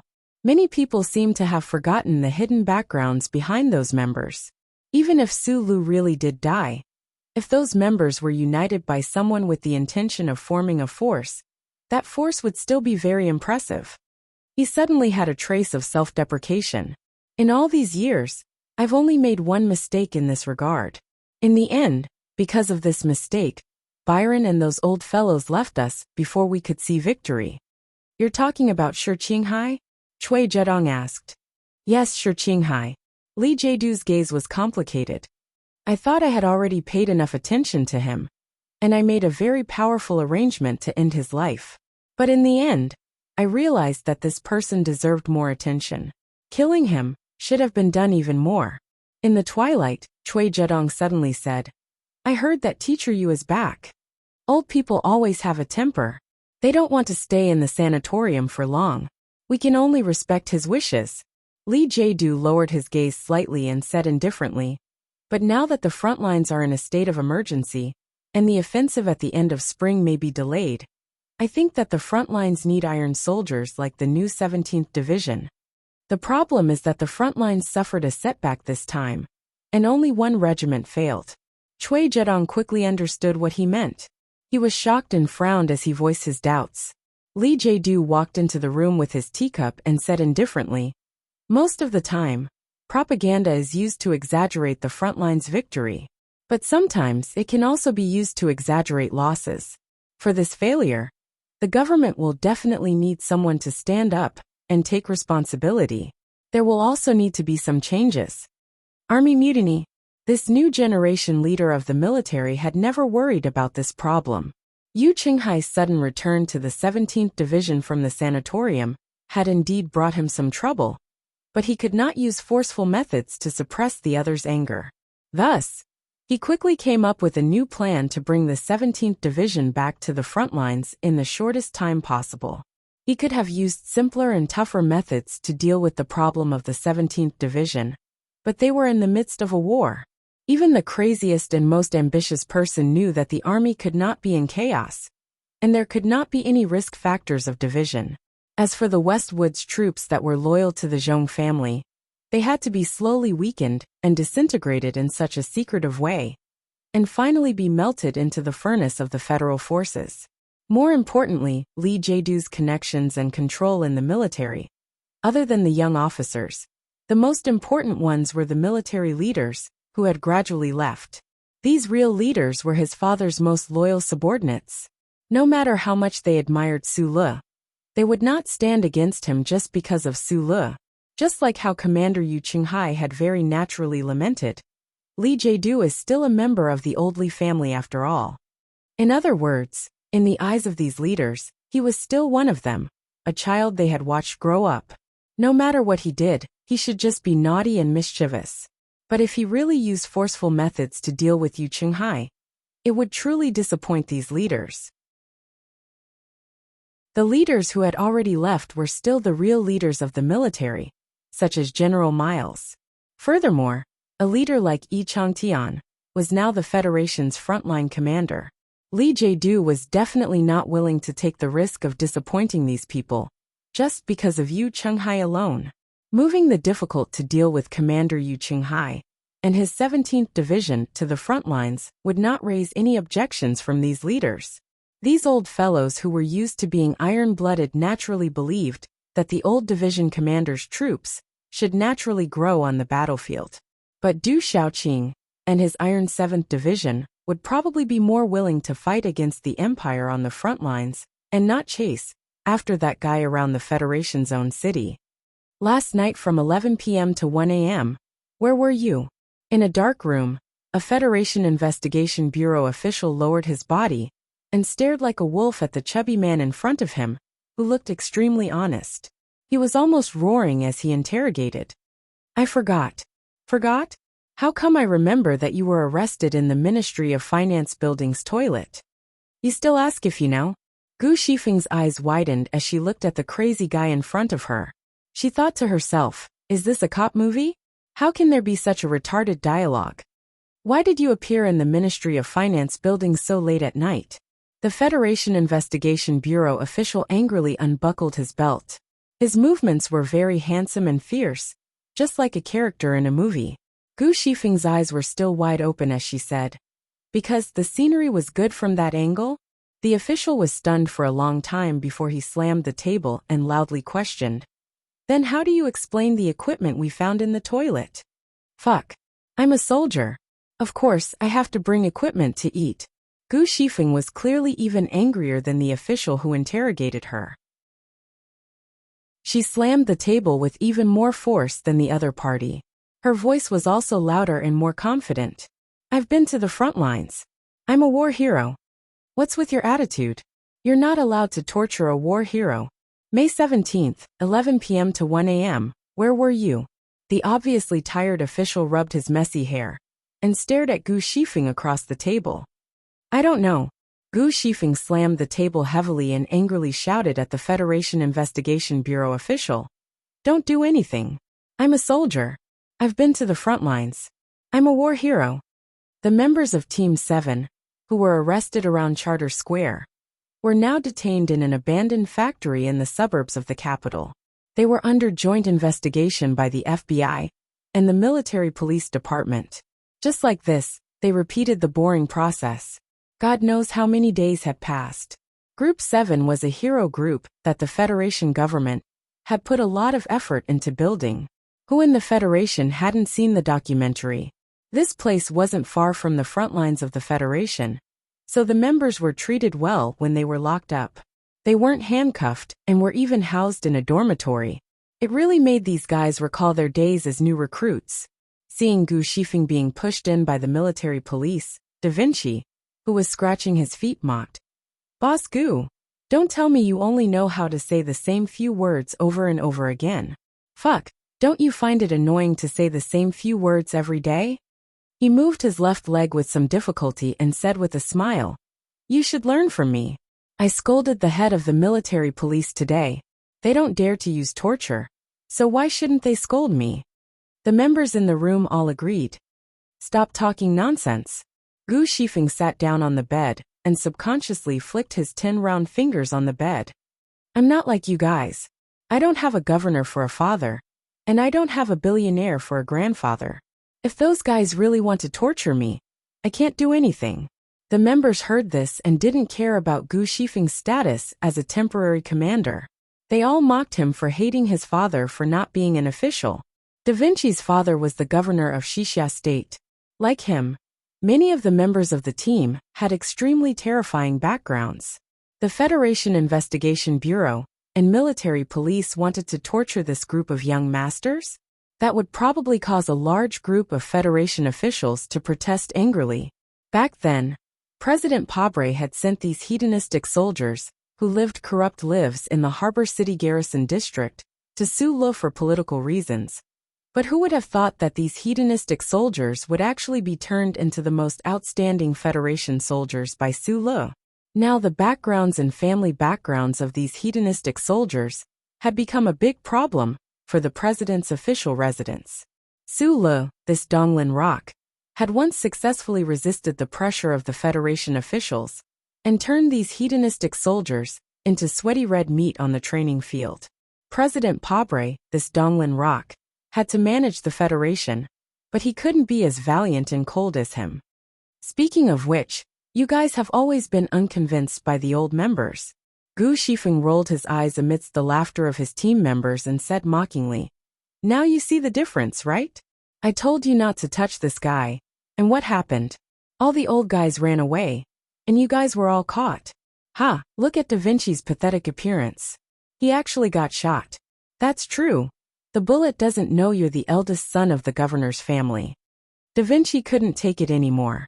He glared and shouted, Boss Gu, I'm going to flip out if you say that. Also, you have to call me by my full name, Da Vinci. After a pause, he said shamelessly, Speaking of which, you're also an old member. How did you get caught like us? Gu Shifeng's face turned red. In order to avoid this shameful question, he quickly became serious and said to his team members, Apart from the fact that you guys have terrifying backgrounds, there's another reason why the government is so polite to us. If the boss isn't caught by them, they won't dare go too far. If there's a problem with the boss, I'm warning you guys, even if you have some good fathers, there will still be problems. It had to be said that his method of changing the topic was very successful. The team members in the dormitory collectively fell silent. They weren't worried about how they would be hurt, but they were worried about the boss's current safety. In an extremely inconspicuous coffee shop in the capital, Chief Editor Bob wiped the sweat from his forehead. He looked at the young man wearing a hat and said self-deprecatingly, "Literati are literati after all. They're useless. I've never been as nervous as I am today. Expressing bravery in the newspaper is indeed much easier than in reality. Don't worry. I'm sure no one followed you here." The young man used his index finger to push up the brim of his hat and revealed a comfortable smile. Suddenly, he heard a commotion outside the coffee shop. He looked out the window in confusion, and a moment later, his small eyes revealed shock and complicated emotions. There was a sunset in the sky above the street at dusk. It was as red as blood, and there was a group of young students wearing black masks. They were from the Capital University. They walked silently under the gazes of the people on both sides of the street. In the front row, they held two long banners. "We use silence to denounce the persecution of the Federation's heroes. Colonel Sulo, you're not alone. I'm going to be pushed out of next week's rankings. I'll have to trouble everyone to use your fingers. My job is to use my fingers, so I know this job is really hard. 2 chapters tomorrow. If you're good enough and find the state you're in today and write happily, then 3 chapters. But it'll be difficult. I said I was in a good state today, so the answer is, I smoked today. Yes, I'll continue to quit tomorrow. I swear, within a week after I finish these cigarettes in front of me, I'll smoke another cigarette. I can't expect to earn a single cent from writing in this lifetime." Chapter 766. Bob watched the young students wearing black masks walk past the window. He smiled at Su Lu and said, "Although no one knows the truth of the incident, I think you should feel a little proud that so many people support you without asking for any reason." Su Lu lowered his head and slowly and seriously stirred the black coffee in the cup until the burnt smell that he didn't like was completely removed. He said softly, "I'm a little touched, but it's hard for me to feel proud." He raised his head, and his straight eyebrows under the shadow of his hat appeared particularly calm. "The reason lies in what you said about not asking for any reason. Now the people in the Federation still believe that I'm a hero of the Federation, so they support me without any reason. But what if I'm really a criminal who uses the mask of a hero to hide his evil?" Chief Editor Bob frowned. He didn't understand why he felt this way. The scene just now reminded me of the Macklin Project. When we were trying very hard to send that senator to court, the streets of the entire Federation were filled with angry young students. Su Lu looked at the chief editor and said, "We should have already told you that the guy who sent the evidence to the newspaper was the attacker who broke into Parliament Hill a few days ago. He's also my best friend. I also know that this guy named Shi Qinghai participated in the assassination of Macklin with you. Of course, after that, he was tacitly approved by the Federation government, and the so-called assassination became a purge operation." Bob was still frowning and asked, "But why would you think of this? The people on the streets may have misjudged and supported the wrong side, but I've always insisted that they don't need to be responsible for these things. Because the Federation government, the Parliament, and those big shots in the upper class have never given the people a chance to know the really important information, such as the evidence in the Macklin Project. In the end, it only became a bargaining chip between the government and those families to exchange benefits." "You're saying that this is the information of George Carlin," Bob said. "Information asymmetry will inevitably lead to social injustice." Su Lu was still slowly stirring the black coffee in his cup, but he had no intention of drinking it. He said, "I haven't read many articles in this area, but I know that there seems to be a saying in the intellectual world that people who easily fall into a collective unconscious frenzy are exposed to too much information that is too complicated to distinguish. It's not a good thing. Although I've always been considered a liberal gatekeeper, I agree with some sayings. There is no absolute freedom in the universe, and there is no absolute disclosure of information." Bob picked up the porcelain cup in front of him, looked at Su Lu, and said seriously, "For example, what if the people of the Empire knows about confidential information that involves the security of the Federation? The problem is that the power to determine whether or not this information endangers the security of the Federation has always been in the hands of a very small number of people. As long as they want to, they can even treat the details of the Federation's tax budget as important economic secrets. Sulu shrugged slightly and said, also, before the 37th constitutional calendar, the Federation had no enemies in the universe at all. So naturally, there was no information that could endanger the security of the Federation. But at that time, was there any real information that could be publicly disclosed? Bob tilted his head and thought for a moment, then shook his head with a smile. He took a sip of the slightly hot coffee, wiped the trace of sweat on his cheek, and said with a serious expression, I took such a big risk today to meet with a wanted criminal of the Federation. Naturally, I don't want to relive the heated discussion on campus. After a short pause, the chief editor looked at the rippling coffee in the cup and said thoughtfully, before the death of the military god, it was the last interview that I did. The main purpose of that interview was not to create a monument or a statue for the old man, but to use that shocking fact to clear your name of being involved with treason. Obviously, the military god did try to make you his successor, and Mr. President's admiration for you is known to the world. However, according to the information that we have this time, it was Mr. President and General Lee Jae-do who were directly targeting you. The military god trusted our newspaper and gave us the honor of the last interview. Plus, the Macklin case that we never met and worked together before. I think this should be enough to explain my professional reputation. Colonel Sulu, regarding the case of the ancient clock ship, and the story that happened in the official residence that night, you can tell me directly without hesitation. Sulu did not hesitate. He took off the military watch on his wrist, entered the password, and started the relevant program. In a flash, the evidence that he and Mr. Schur had investigated for many years appeared on the screen in front of Chief Editor Bob. The evidence in the form of videos, pictures, and documents directly pointed to the several ugly incidents that had happened in the Federation over the years, and even the truth of the explosion of the ancient clock ship, to a secret organization that used the Trinity Association as a cover. The members of this organization included the current president and vice president of the Federation government, as well as countless powerful generals in the military. In an ordinary coffee shop on the street, dusk shone on the ground, and the dark night gradually stretched its waist on the other side of the sky. The dim and psychedelic light shone through the floor-to-ceiling window on the seat in the corner, and the faint light reflected on the screen reflected on Chief Editor Bob's face. The waiter and the customers at the next table did not notice the movement at the table. Naturally, they did not know what the faint light meant to the entire Federation. Chief Editor Bob was silent for a long time. Occasionally, he opened his mouth in shock and looked at Sulu. He wanted to say something or ask something, but in the end, he just lowered his head and looked at the screen again. Only the rapid change of expression on his face proved that the content had a strong mental impact on the best journalist in the Federation. During this process, Sulu also remained silent.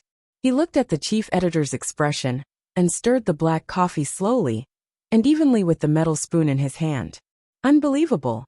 Chief editor held Sulu's mobile phone tightly with his right hand. He frowned and let out the most normal sigh. The other side of the table remained silent. After a while, he laughed self-deprecatingly and muttered to himself, "But I can't not believe it." After another long silence, Chief Editor Bob frowned. He seemed to be using a lot of effort to suppress some kind of impulse. He looked at Sulu and said in a low voice, "At this time, I suddenly regret coming to see you. I regret seeing these things." "Why?" Sulu asked. "I admire Mr. President very much. You can even say that I am one of his staunch supporters. In the confrontation between the government and those families, I stood by his side without hesitation and was willing to wave the flag and shout for him. In my opinion, the 5 years of President Pobre's first term were definitely the best 5 years in the history of the Federation. I know his ambitions and can feel his ideals." Chief Editor Bob's expression gradually calmed down. His eyes flashed with complex emotions. He said, And this mobile phone you handed over destroyed the last trace of my imagination of a beautiful future. I even think that perhaps you will destroy all of the efforts of Mr. President and this government." Sulu could understand. To be more precise, he could more easily understand the chief editor's feelings of loss and frustration at this moment than anyone else. Before that night, he and the chief editor had placed all of their imaginations and hopes for a beautiful future for the Federation on the dark-skinned middle-aged man in the official residence. When these imaginations and hopes suddenly turned into bubbles, the feeling of betrayal was very uncomfortable and even made people subconsciously refuse to accept it. Even if it was Chief Editor Bob, after seeing this evidence, there would probably be countless fierce struggles in his heart. He would rather not see it or destroy all of this evidence and pretend that this had never happened. Sulu was willing for the chief editor across the table to make this choice, because in the Federation society with tens of billions of people, he was already very lonely. Even if the students wearing black masks on the demonstration said that he would not be lonely, he was still lonely. He did not want his last companion to leave him. Very suddenly, he stopped stirring the black coffee and raised his head to look across the table. In a low voice, he repeated a very famous speech in the Federation. "This is a great era where vast fleets are on expeditions to the brilliant universe, where countless brave warriors step forward one after another, where the strong survival and the glorious sacrifice reflect each other, and thus appear to be incomparably magnificent. Behind this great era, there is a small life where the price of protein meat rises again. The uncle next door loses his job. The business of the underground casino deteriorates. The guard yawns more often. The aunt next door gets a raise. And the daughter is worried about her poor results in the spring exam, and the small life where her pocket money is reduced.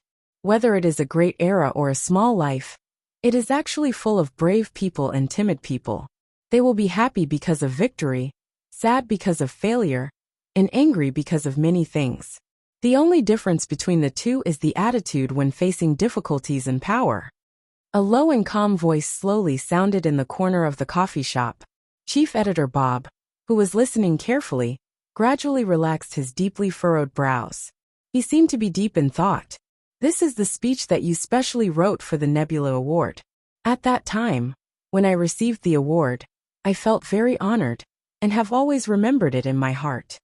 Sula narrowed his eyes and said, "I will not doubt your firm belief in fighting against power, but what I want to say is, if power is dressed in the perfect clothes of idealism, or even idealism itself, we will still resist to the end. These 5 years may be the best 5 years in the history of the Federation, the best era, but for the waitresses in the Linhai State Gymnasium, for the Westwood soldiers on the Antique Bell, and for the families of the innocent victims, these 5 years are definitely the worst days they have ever lived." Chief Editor Bob's face showed a calm smile again.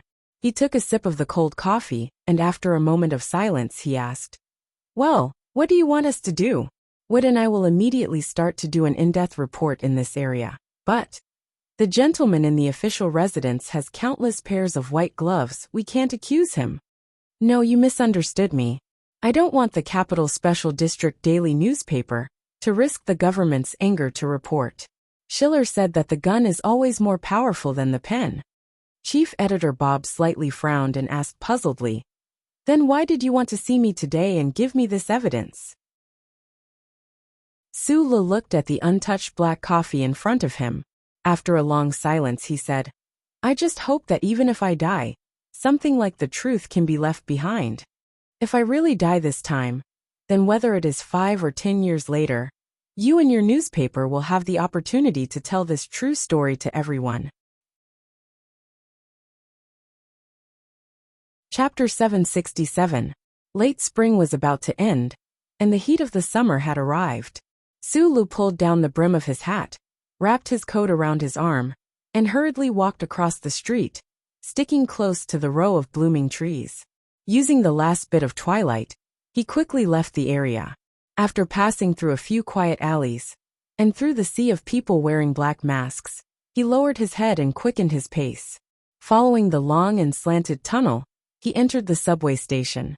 While no one was looking, He opened the door to the room behind the station, climbed over the windowsill, and jumped off the dark track. In the distance there was a subway coming at a high speed. He squinted his eyes and moved forward against the light. His body accurately stepped on the only safe zone that was found by the old guy's precise calculation. He didn't care about the vibrating air at all. The light from the subway shone on his face, but there was no trace of expression. There was no sound of friction between the heavy carriage and the smooth special track. In the sometimes dark and sometimes bright underground tunnel, there was only the sound of the air being rapidly compressed. The high-speed carriage passed by him at high speed. His clothes fluttered in the wind, but it didn't move his silent body. Only his hat was blown away by the wind and rolled very far away. The subway drove away. He opened a maintenance door in the dark tunnel, lifted the heavy mechanical pressure valve and jumped down.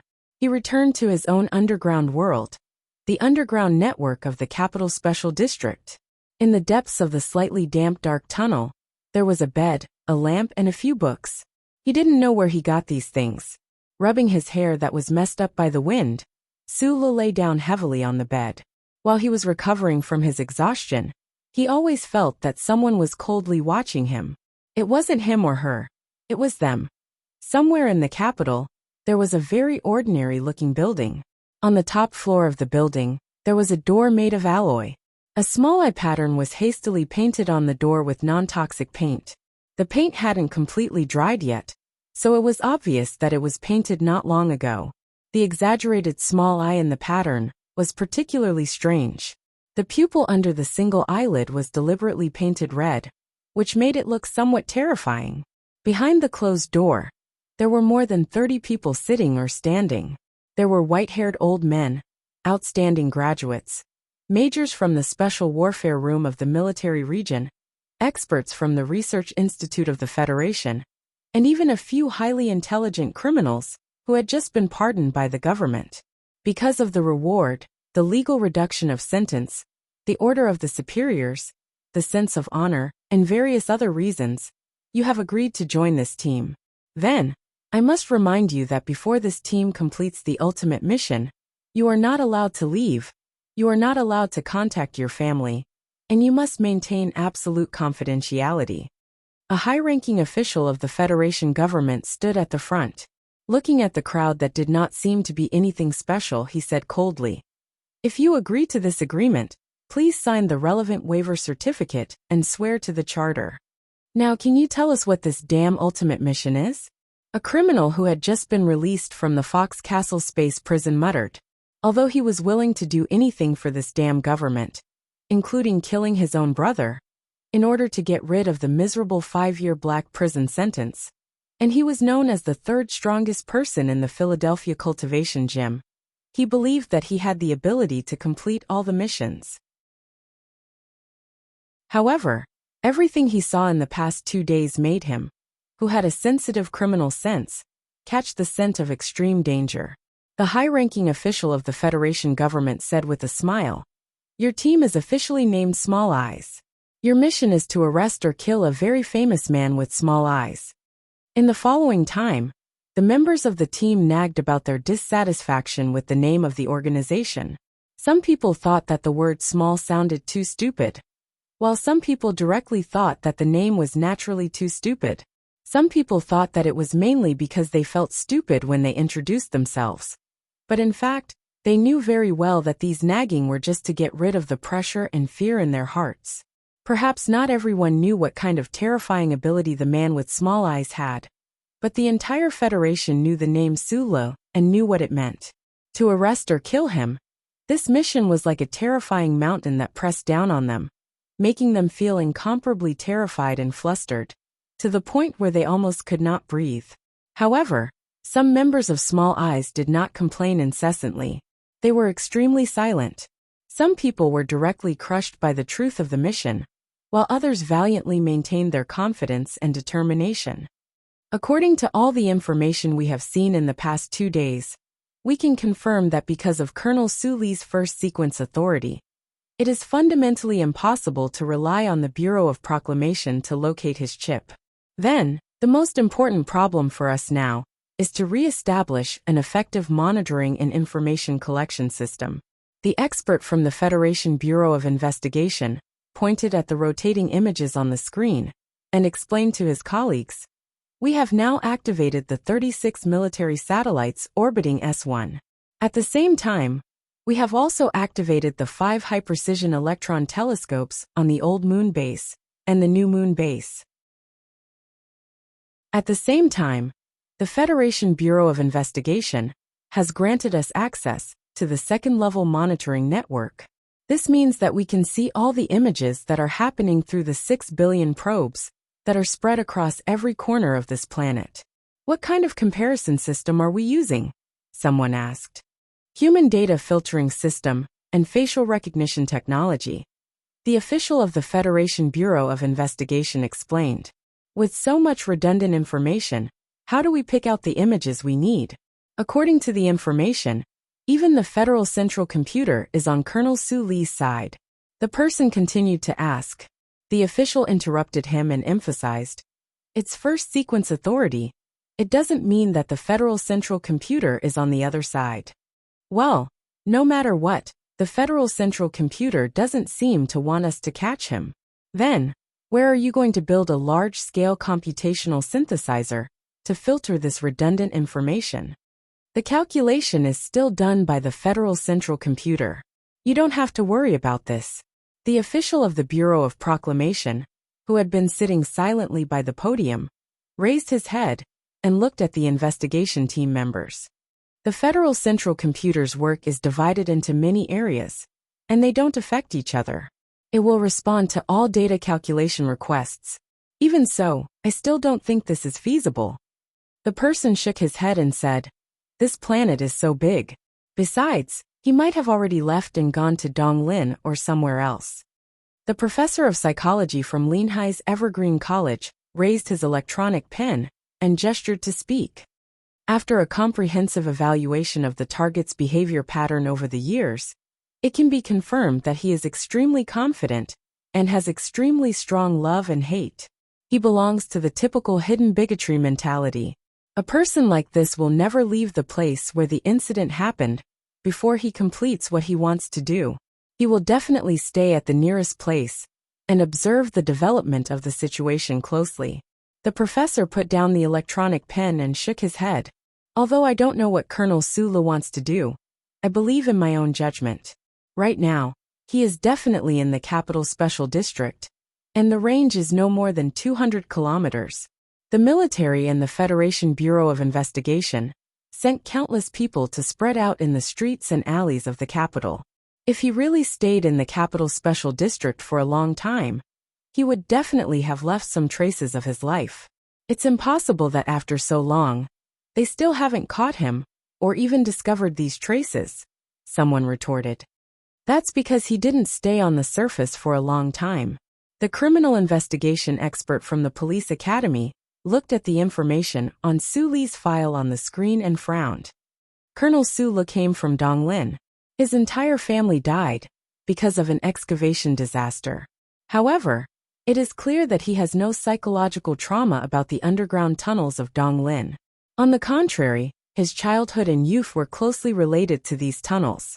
During his first escape in the 65th year of the constitutional era, he clearly used these tunnels to escape the Federation's pursuit. The criminal investigation expert used his fingers to quickly scroll through the screen and pointed at 2 pieces of information that were marked as top secret. According to Colonel Su Li's own report after he returned from the Empire, the reason why he was able to escape the pursuit of the Empire's people on Tianjing was also because of the underground water system. It is clear that sneaking underground is his usual method of escape. He looked at his colleagues with a smile and said, "Habit is the most powerful force. The greater the pressure and fear, the more humans will choose the most familiar method to face it." Facing the pressure of the entire Federation's pursuit, I believe that Colonel Su Li is currently hiding in the underground water system under our feet. In summary, his current location is the underground water system of the Capital Special District. Since we can't risk a social uproar and send hundreds of thousands of soldiers down there, Then we can only watch all the exits of the underground water system and patiently observe where he will come out and where he will enter. We can slowly find a pattern until we have the confidence to guess where he will come out from next time. What if he stored a large amount of supplies in advance and just hid there and didn't come out? If he didn't come back to the surface, then he wouldn't have stayed in the Capital Special District. Why didn't he go back to Donglin or the West Woods, or even further away to Bermuda? As mentioned before, he stayed to do something. If he wants to do something, then he must go to the surface, said the psychology professor in front. Next, we will evaluate the target's lethality. A bespectacled researcher with slightly gray sideburns walked up the stage nervously. His name was Chun Yijiang, and he was from the 19th Research Institute of the Federation. He specialized in military weapon identification and analysis. He graduated from school in the 65th year of the constitutional era, and had worked in the warehouse of the Research Institute for a full 7 years. 7 years of boring research had not changed his personality, except for his hair turning white earlier. He couldn't adapt to this kind of situation, and he was even more afraid of some of his colleagues, who seemed very dangerous. Early investigations have found that there is a whole box of firearms in the Wangdu Youth apartment. The models and firepower structures are all different. Now there are snipers on standby around the apartment, but he hasn't gone back to get them. The Bureau of Investigation believes that he has the ability to get a lot of guns at any time, anywhere, so there is no need to consider this. Chen Yijiang wiped the cold sweat on his forehead and said in a trembling voice, "In terms of close combat lethality, I found something in the file. Colonel Su Lu is good at making and using military knives with electricity. Here is the evidence number, AW3728. Next on the stage was a young man in a loose suit. His slender eyes flashed with pride and arrogance. He leaned on the table and looked at his colleagues in the room mockingly. In a sharp voice he said, "I know what you are afraid of, what you are worried about, but don't forget, although the Federal Central Computer seems to be omnipotent, it is, after all, just a pile of cold machines." Chapter 768. The former Bureau of Proclamation employee, Bateman, looked at his colleagues in the room. His eyes were filled with the foolish smugness of a teenager. However, he was obviously past that age. The earliest problem appeared in the S2 Foundation building. You can pay attention to the details of Su Li's shooting movements in the surveillance footage. It was this shot. Did you see it? He was leaning against the side of the car and directly hit the person over there. And these 3 consecutive shots, I even think he didn't even open his eyes.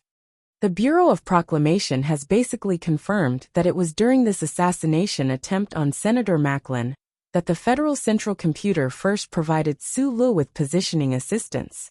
This type of assistance also appeared during the work of laying the network on the 3320 planet.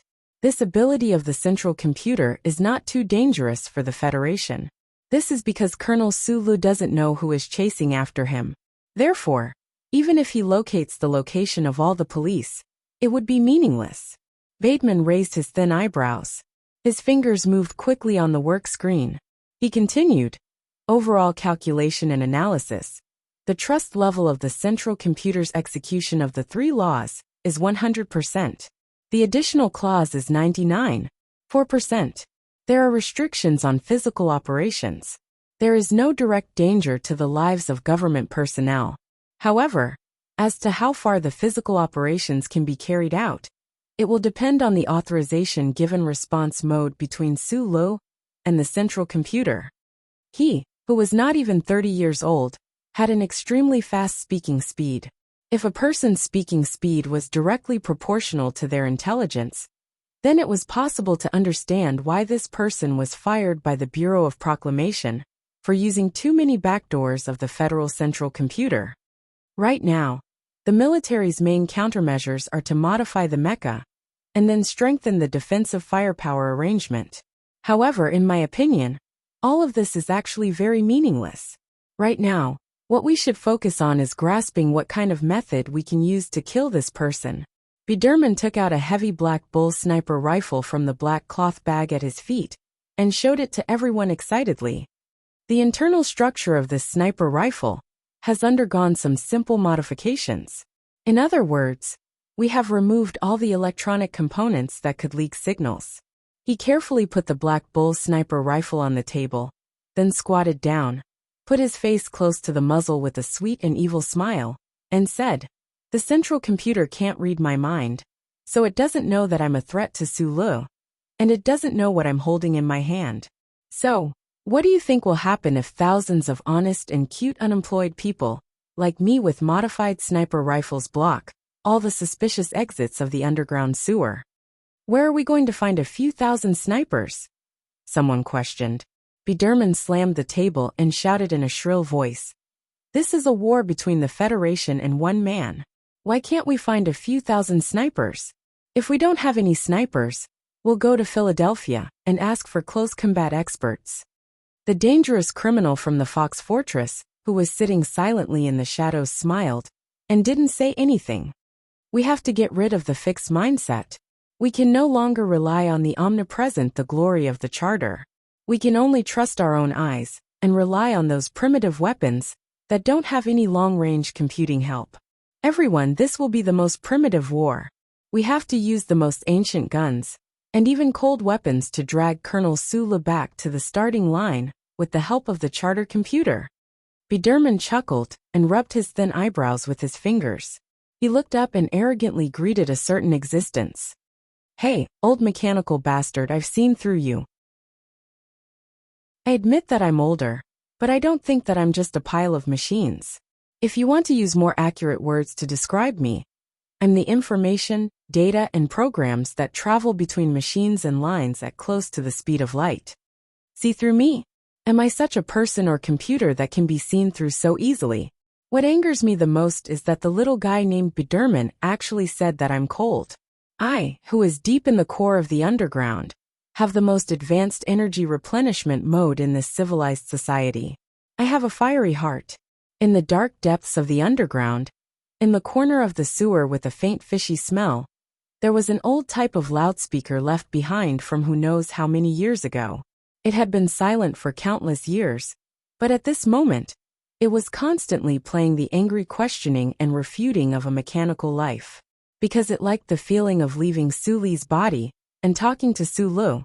After the Federal Central Computer easily found this old type of loudspeaker, it was no longer willing to directly stimulate the auditory nerve area in Suli's brain.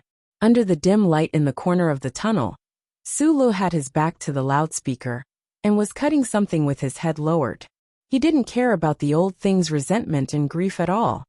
Speaking of which, without authorization, I eavesdropped on important meetings of the Federation's government and told you the results of these meetings. This is a serious violation of the Federation's privacy protection regulations. God, Colonel Sulu, I'm very worried that such a redundant accumulation of program conflicts will one day make me a real schizophrenic patient. You said before that you have thousands of incarnations. How can you be like low-level carbon-based monkeys like us, who have schizophrenia and conflict just because of two thought circuits? The kitchen knife in Suli's hand cut like the wind, and the green crispy melon was cut into very thin green and white shreds. After listening to the old thing's complaints for a long time, he finally couldn't help but answer. Besides, your job is to listen to all the voices in the universe. How can you call it eavesdropping? According to the Charter, I listen, record, and store all the information, but except for special judicial requirements and special authorization, this information is strictly prohibited from being disclosed to anyone, including high-level authority holders. This is very close to the privacy protection regulations of the core program. And since I told you this information, then my listening and recording within the scope of my work will undoubtedly become a negative eavesdropping action. I think today's eavesdropping should be recorded as Underground Dao Sect. You can give me these very strange names. Sulu lowered his head and stirred the shredded green melon shreds. The taste of the white vinegar mixed with the coriander moistened the green and white melon shreds. It should be very delicious. The only purpose of those experts gathered by the government is to kill me, and you just don't want me to die. So you told me the content. Thinking about it this way should make you feel a lot better. Chapter 769. The entire Federation was looking for Su Le. In other words, this was a war between the Federation and one person. Many years ago, the uncle had fought such a war, and now it was his turn.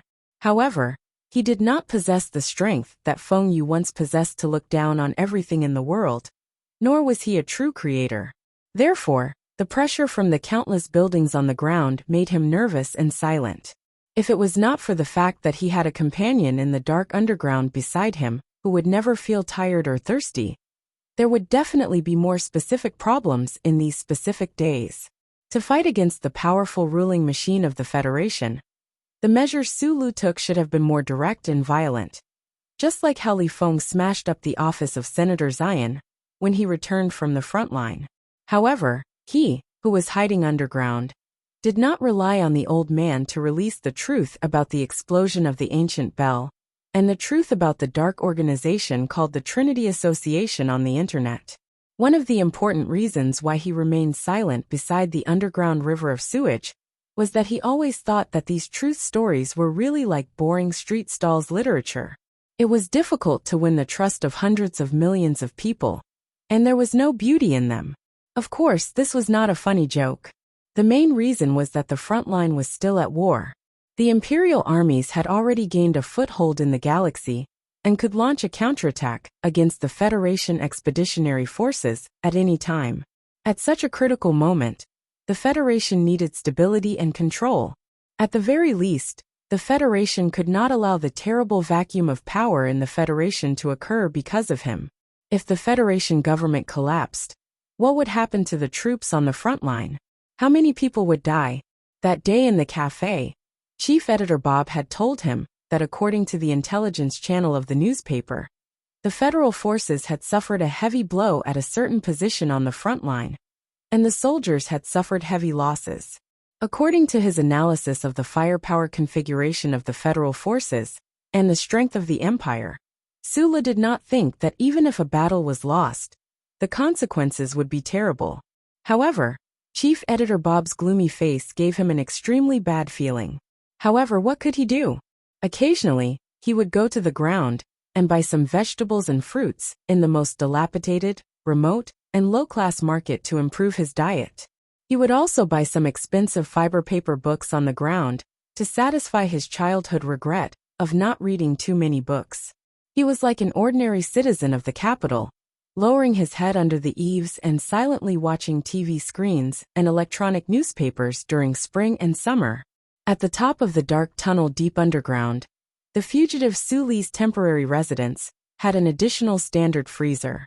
The TV light screen had been repaired by him into a large light screen that was stuck to the wall. He had even conveniently pulled in a small sound system, looking at the underground tunnel that was more and more like home. Or was it that he was just waiting for something to happen? One day, the frozen fish balls in the freezer all turned into tender ingredients in the white soup, and then into delicious energy supplies in his stomach. Satisfied, Su Le scratched his somewhat itchy hair, raised his head to look at the sky, and muttered to himself, "What should I buy today?" The small red-eye pattern on the door had long dried up, and the few drops of paint that had spilled out were as impressive as blood. This Federation Government Special Task Force, named Small Eyes, had already been working in this building for more than 10 days. The team had not sent any good news to the president in the official residence, but they knew very well that the black ring in their hands had been silently placed at the entrance of every major subway in the Federation, waiting to suddenly tighten and strangle the hunting ring that had intruded into the black ring. The contact person next to the room frowned as he quickly typed on the old-fashioned keyboard. The analog radio signal, which had long since been abandoned, passed through the window in front of them and was sent to countless hunting teams in the distant city. The Small Eyes Special Task Force used the most primitive password system, just like the methods used by mammals when they were having fun in their childhood. It required the most interesting eye contact between people. As for the key link of inference and conclusion, they had completely given up on computing tools and used standalone workstations and pen and paper to do tedious and complicated work. Moreover, they were willing to do it, and were in a good mood. Just as Biderman once said, this was a primitive war. In order to catch or kill the Small Eyes man, they had to use the most primitive methods of cooperation and hunting. Oh, a team member stared at the face recognition system in front of him that had been filtered 3 times. But the red light still lit up. He raised his eyebrows in excitement and screamed, "I told you he would still come out from here." The members of the Small Eyes Special Task Force gathered around and looked at the blurry image on the screen. They were so excited that they could not control themselves. As for the staff responsible for communicating with the Special Task Force, after getting permission from their superiors, they used the most primitive methods to directly send out the signal. "Have you forgotten the bet we made last night?" The psychology professor smiled and said, "I also insist that Colonel Sulu will definitely come out from this subway station, because it is obvious that he likes the red-bellied salmon produced in South Kazhou very much. And if you are willing to pay attention to this logo, in the entire Capital Special District, this supermarket is the only supermarket that sells it." The team members let out sighs and sighs. One after another, they praised the fact that the details determined everything. This was indeed a truth that would never be outdated at any time. Let me tell you a piece of good news. The Tactical Verification Team has agreed to the Small Eyes Special Task Force's request to attack. If you can capture or kill the target today, in addition to your freedom, you will also receive the gratitude of the entire Federation. An official from the Federation Bureau of Investigation walked in and looked at the screen on the electronic workbench in his hand. He said with a gloomy expression, "The problem now is that it takes 14 minutes to return from the supermarket to the nearest subway entrance. But we don't know how long it will take the Federal Central Computer to confirm that we have found him and are preparing to attack him. This entire building has been blocked. Even if the Federal Central Computer has been paying attention to us, it is impossible to get any information from inside the team. Now, the key point we need to focus on is how much information will leak out when the order to kill Colonel Sulu is transmitted to the various combat teams. The specific location of the combat team that will carry out the mission will be discovered by the Federal Central Computer and provided to Colonel Sulu after the information leaks out. However, according to my calculations, although the information leaks or spills out are inevitable, it will take the Central Computer more time to capture, analyze, and transmit the information than it does for us." Biderman, who had been silent all this time, smiled innocently and happily, but everyone could see that there was a certain extreme excitement hidden in his smile.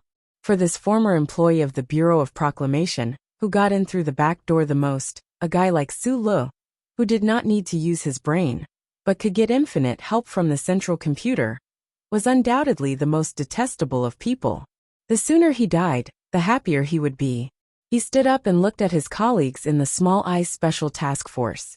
He opened his hands and raised his eyebrows innocently. "Then what are we waiting for? Let's kill him." Gently pinching the fat fish wrapped in fiber paper with his fingers, Sulu, wearing a hat and sunglasses, couldn't help but be a little absent-minded under the sunlight at the entrance of the supermarket. He thought of his recent hobby of reading fiber paper books, and realized that even though he was on the run, he was still used to living a relatively good life. He had long left the life of a poor orphan miner, and entered a new stage. Under the bright and beautiful sun, which was so bright that it made passers-by feel hot, Sulu silently walked through a street somewhere in the capital. He walked toward the subway station in the southwest direction. The salmon in his hand, and the daily necessities in the plastic bag, were like heavy fruits, pulling the sleeve of his right arm extremely tight. There were 3 interesting green stones in front of him. Half of his body was hidden in the cool water. He jumped over these green stones and stepped on the hot concrete road due to the sun. After passing through the big shopping mall, he would arrive at the subway station. However, standing under the cool eaves, looking at the 3 green stones and the sun in the cool water beside the stones, Suli's eyebrows that were exposed outside the sunglasses frowned. He didn't move. The target stopped. On the middle platform of a 30-floor commercial building in the distance, An elite sniper of the federal forces looked through optical binoculars at the pool a kilometer away, the three moss-covered stones, and the faintly visible toes in the shadows above. He reported in a deep voice. I'm not sure if he found something, but he didn't continue to move forward. More than 10 seconds later, the sniper looked at the image in the optical binoculars, frowned slightly and reported, Attention, the sniper failed. The target has retreated into the shadows and cannot be captured. This sentence clearly sounded in the command hall of the small-eyed unit. Biderman narrowed his eyes and smiled happily. He looked at his colleagues and said, How about it? I knew that as long as there was a connection, it would definitely be discovered by the old guy.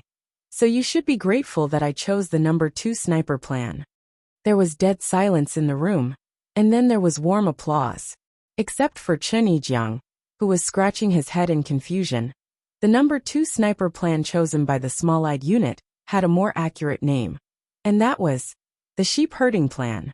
The small-eyed unit would judge the possible route that Su Lu might take and hand it over to the elite military combat team through the most primitive method. Then, no technical support would be given, and the combat team would be free to choose the time to snipe. In the same way, those snipers hiding in the various buildings of the capital, carrying specially modified sniper rifles, disguised as ordinary people under the glory of the charter, after receiving the latest information, would cut off any contact with the outside world and become the most terrifying killers hidden in the sea of people. At this moment, at least 4 long-range sniper rifles were aimed in his direction. They slowly moved away from the few wet green stones. Following Su Li's footsteps, he quietly slipped into the shadows, and the sound of death would immediately ring out.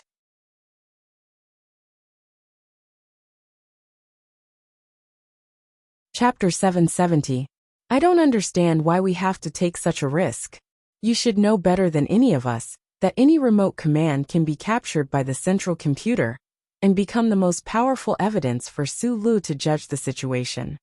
The highest commander of the small-eyed combat unit frowned as he looked at Biderman, who had slipped to his side, and said without explaining, Now the sniper teams scattered in the streets ahead of time are out of our control. They can attack at any time. According to your judgment, even if Su Lu found the sniper teams under our control, it will be impossible for him to find them. Of course, the government, and we don't know where those sniper teams are. So how can the central computer know? Those guys' sniper rifles don't have a signal source. Biderman shrugged. So we will definitely win, won't we? The commander stared into his eyes and said, Colonel Su Lu is a human. He can't reassemble himself after being shot into pieces by a sniper rifle, stand up, and rush into the underground sewer. That's the worst self-deprecating joke I've ever heard. Biderman stared back at the commander and said bluntly, The success of the sniper team is based on our calculation. Just like you said that I should know better than others. As a professional soldier, you should also know better than others that things on the battlefield are always changing. Any kind of accident can happen, not to mention that our target is Colonel Su Lu. The commander of the small-eyed combat unit was from the Special Operations Brigade of the 3rd Military Region. He was over 40 years old, and his face was covered with frost from the battlefield. After a long silence, he slightly raised his chin and said, Just give me your suggestion. Tian Xingtian, the guy who always boasted that he was the 3rd most powerful man in Philadelphia, has been maneuvering in the capital with the Special Operations Brigade of the Military Region, waiting for the opportunity to kill Su Lu. Since we have decided to do it today, why not inform them to intercept him? Biderman stared at his commander with a womanlike resentment and said, Such a strong group of close combat forces. If we don't go, it will be a waste of the Federation's resources and the special pardon of the government. The commander of the small-eyed combat unit rubbed his forehead and said in a deep voice, Didn't you say that if we send a remote command to each combat unit, it will immediately be detected by the central computer and then notified to Su Lu? Time difference. What we need is time. Let those close combat teams move in advance. Wait for those damn beautiful sniper teams that we don't even know where they are hiding to pull the trigger. Then we will give the specific location of Colonel Su Lu. Biderman grabbed his hair and said, There's no other way. Although I trust those sniper rifles very much, I think it would be more complete if we could confirm or make up for Su Li's death face to face. I've already told you that you should take this time to study the Federation Investigation Bureau's special agent tutorial I sent you. At the very least, don't make the stupid mistake of being tracked down because you like to eat fish. The butler, who was wearing a well-ironed black suit, now looked particularly young and energetic. He was no longer the low-key bowing old man he used to be. However, he was still the most powerful mechanical intelligence in this universe. It was rare for him to teach Sulu a lesson, so he naturally did not hold back. I don't like it when you stuff into my head. Besides, even if I learn those special agent tutorials, can you guarantee that I won't be followed? I don't like to live in the underground sewers every day. I'm not a bastard born of a lion and a human. Sulu grabbed the salmon and plastic bag and hurried along the shadows under the eaves of the alley. He said to the guy in his left eye in annoyance, "You should do what you need to do well. Just now, I was about to step out when you discovered the existence of those two sniper teams. If you were half a second late, I would definitely have been shot into meat paste by those snipers." After a pause, he said to the old man, "Under the protection of the great charter computer, you were actually almost killed. If that day really comes, how can you bear it?" "Why can't I bear it? In this city, there are about 17 sniper teams with identification numbers. There are even more sniper teams without identification numbers. How do you expect me to identify them? If it wasn't for those two sniper teams receiving your location data and attracting my attention, I wouldn't have been able to find him at all." The old man shrugged his shoulders in his left eye. Sulu stopped and stood under the eaves. He narrowed his eyes and looked at the wide street in front of him and the station further away. He said in a low voice, "After coming back from the West Woods, General Lee Jae-do has been trying to kill me. Now it seems that the sniper at that time was mainly testing the upper limit of my ability in preparation for the sniper attack now."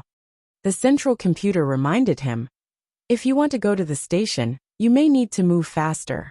A melee team composed of more than 20 Special Forces soldiers is rushing over at this time. If they seal the underground passage, the police force behind them may be able to successfully keep you on the surface. Then what are we hesitating for? Let's go back to the home underground." Sulu smiled and licked his lips. He glanced at the high-speed vehicles coming from both sides of the street. While the light in front of him turned green, he quickly ran across the street with the bag in his hand.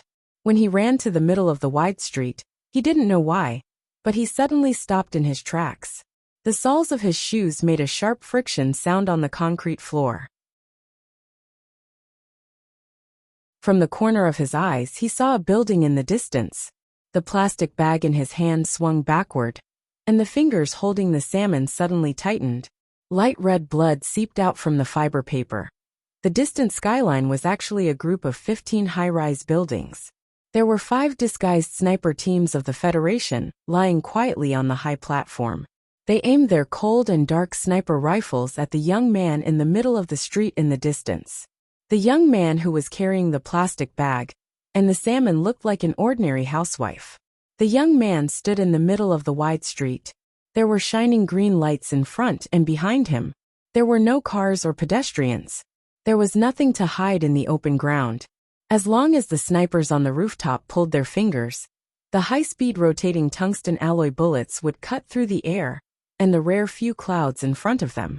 They would directly shatter the young man into countless scattered blood clots. There was no surprise or hesitation. These best snipers from the various regions of the Federation perfectly maintained their calmness or cold-bloodedness. They calmly pulled the trigger, and the high-speed rotating bullets were ejected. The feeling they gave off was actually the same kind of calmness.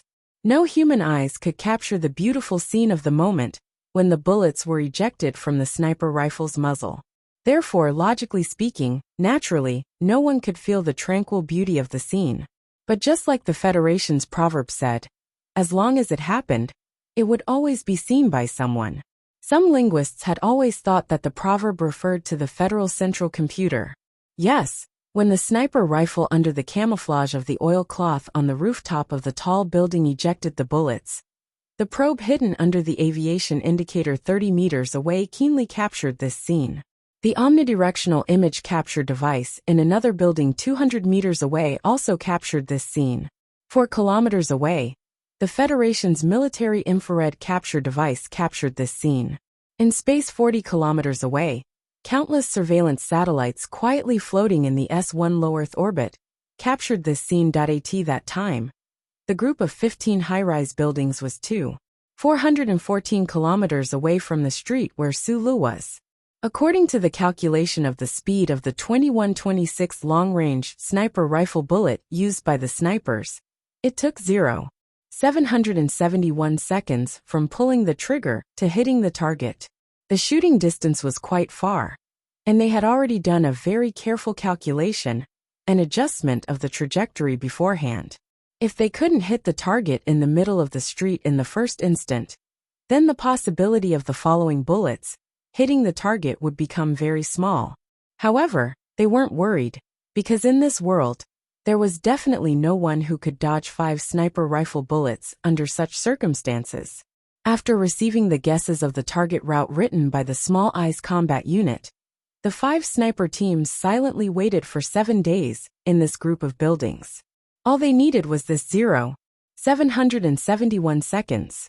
What could people do in such a short amount of time?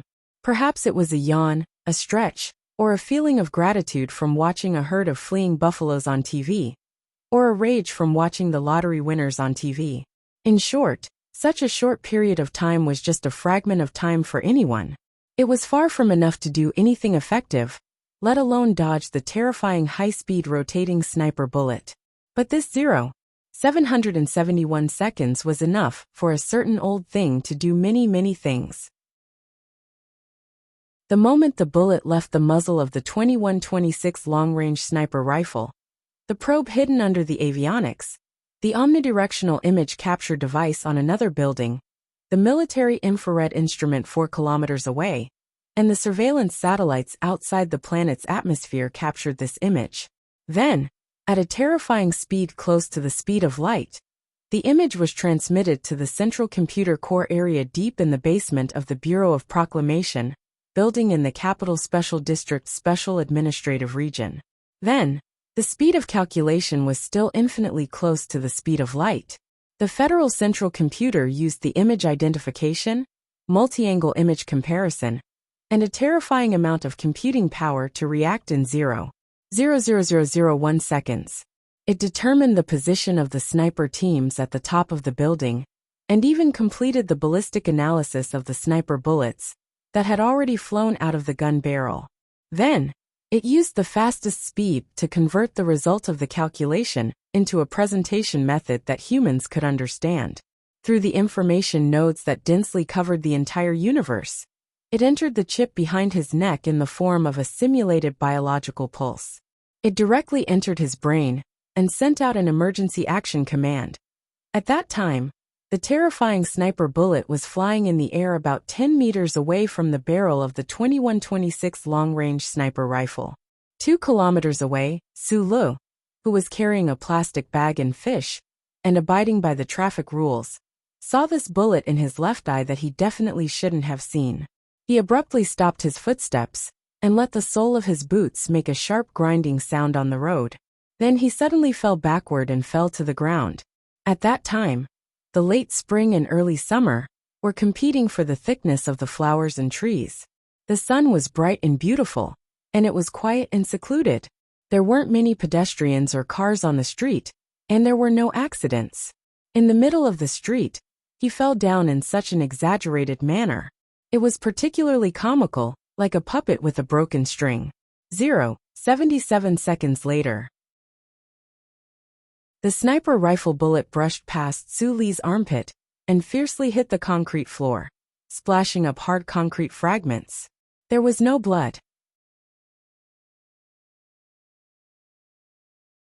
Chapter 771.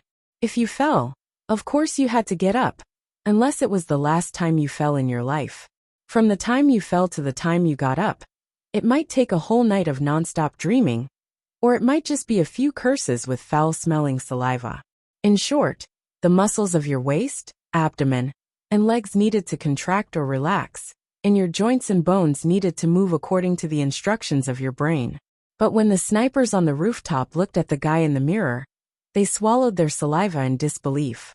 They believed that no one in the world could get up faster than him, because that person didn't seem to need such troublesome body movements. The situation at that time could be described as follows.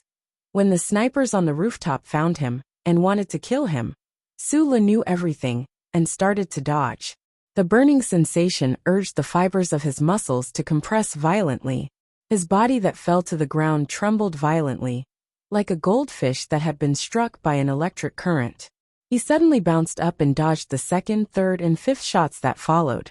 It sounded like a very simple thing to do, but in fact, to dodge the high-speed bullets that couldn't be seen with the naked eye, he needed to completely follow the old thing's careful and precise instructions.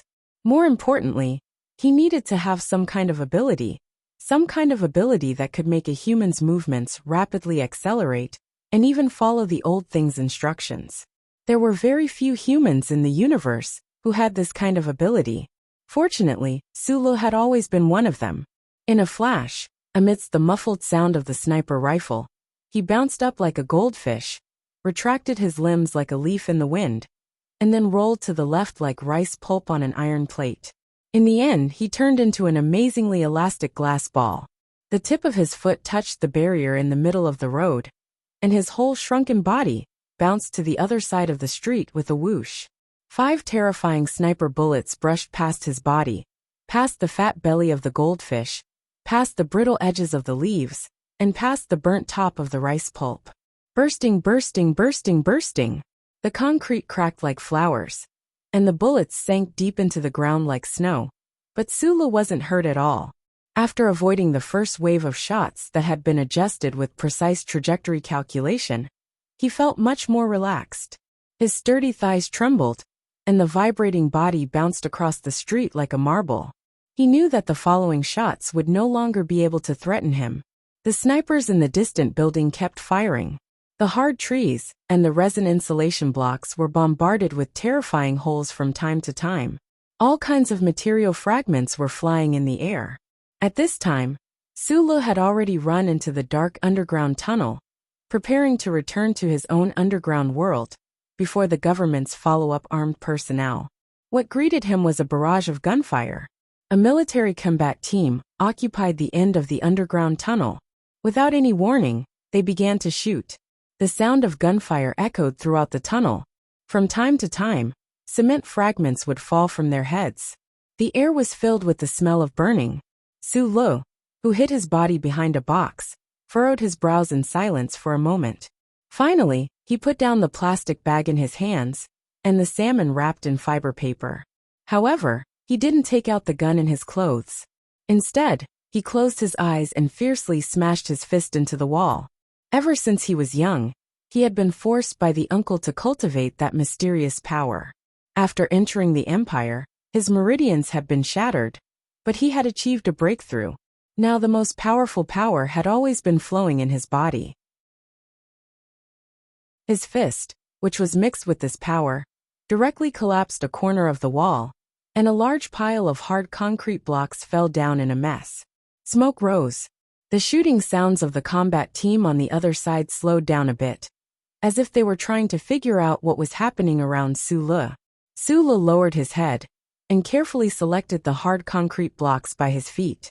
He grabbed them with his hands, took a deep breath, and then fiercely threw them over.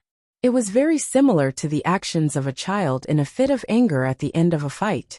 However, the speed of the concrete blocks that carried his vigorous power was extremely astonishing. They released shrill screams in the dark underground tunnel, instantly piercing through the air and exploding in front of those Federation soldiers. Pa pa pa pa. The concrete blocks that were definitely not much weaker than bullets heavily smashed into the wall and the bodies of those Federation soldiers. Several painful groans could be faintly heard, and even the terrifying sound of bones breaking could be heard. Under the cover of the terrifying lethality of the concrete blocks, Sulu had already leaped up. His legs trembled violently, tearing apart the pants on his legs. It also caused his body to turn into a strange line, avoiding the concentrated gunshots that rang out once again. He shook the air all the way, moving forward in a terrifying manner. In a short moment, the few people at the very front of the combat team on the other side fell heavily to the ground after being attacked. The other people who felt the powerful pressure shouted loudly, using bullets to suppress them, and retreated deeper into the tunnel. What this combat team that arrived first needed to do was to stall for time. As long as they could hold Su Lu in this underground tunnel and wait for reinforcements to arrive one after another, then he would no longer be able to escape. At the back of the underground tunnel, there was a blockade of bullets from the 5 sniper teams and the Federation forces that were rushing over at high speed. In the distance, the faint sound of sirens could be heard. Su Lu, who needed to make a choice immediately, suddenly narrowed his eyes and looked up at the light screen on the wall in front of him. Not sure if it was because the concrete blocks that flew like bullets hit the switch, but the light screen in the underground tunnel suddenly turned on automatically. The channel was the Federation News Channel, and at this time, it was broadcasting a special program. Last month the Federation, who had won one victory after another in the war with the Empire, finally received their first heavy blow. In the war on planet Emohua, the Federation forces, for some reason, suffered an unusually tragic loss of a large number of troops. Although in the eyes of military experts, the battalion and regiment from the 4th Military Region did not have any practical impact on the entire war. For some reason, the Federation news media carried out a very rare intensive report on this failure. All the news media directly blamed the failure of this war on the Federation government. They believed that at such a critical time, the government blindly asked the troops of the 4th Military Region, who did not receive enough battlefield training, to leave the West Woods and go to the Empire to fight. This was a stupid move for political purposes. The government and the military should bear the responsibility for those soldiers who unfortunately died in the West Woods. The people of the Federation, who were used to winning, watched the tragic battlefield images on the news screen. Some were crying, some were angry, and some were crying. But more than that, they were deeply afraid after seeing the failure for the first time. Only then did the people understand how terrible war was. The slightest mistake could cause the Federation to fall into a terrible future. The Federation government, which was in a terrible state, did not have time to react before the front line ushered in another painful failure. The troops led by the Empire's princess, Huai Chaoshi, directly parachuted into the Emohua planet and suddenly launched a huge attack. The Empire military paid a very heavy price and directly drove all the ground troops of the Federation out of the Emohua planet. In terms of the ratio of casualties and strategic significance, the federal military could not understand at all why the princess would pay such a heavy price and sacrifice so much to take down the Emohua planet. But the people of the Federation did not need to think about this. They only knew that the federal forces had failed again. The shadows were floating above the administrative planets of the various regions and refused to disperse for a long time. At this time, the special program on the TV screen was President Pobre's speech. After the president received the news of another defeat at the front line, he immediately stopped the election campaign in the Xixia state and returned to the capital special district to give a very provocative speech. He announced to the entire Federation people that in this time of crisis, the troops at the front line needed their support the most, and what the Federation needed the most was unity. Although the 17th Armored Division of the 1st Military Region has not been restored for a long time, based on the glorious history of this unit and the glorious achievements of the past few years on the battlefield, we have reason to believe that after they return to the front line, they will definitely bring more victories for the Federation. The female news anchor of the Federation's news channel smiled and looked at the military expert opposite her. Not a single one of them was able to put up any resistance, except for the extremely strong guy wearing a single soldier helmet in front of him. The storm started again. Su Lu and this strong soldier fought together.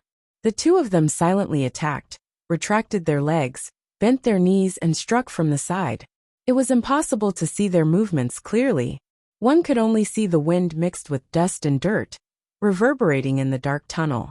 With a crisp crack, Sula twisted his knee, and the stun baton in his hands struck the opponent's wrist. Then, like lightning, he flipped over and heavily hit the soldier's single-soldier helmet. The helmet burst open like a watermelon, revealing the pale and terrified face of the middle-aged man, who was known as the third strongest man in Philadelphia. There was also a clear smear of blood on his forehead. Then, he slowly knelt in front of Sulu, closed his eyes and fell unconscious.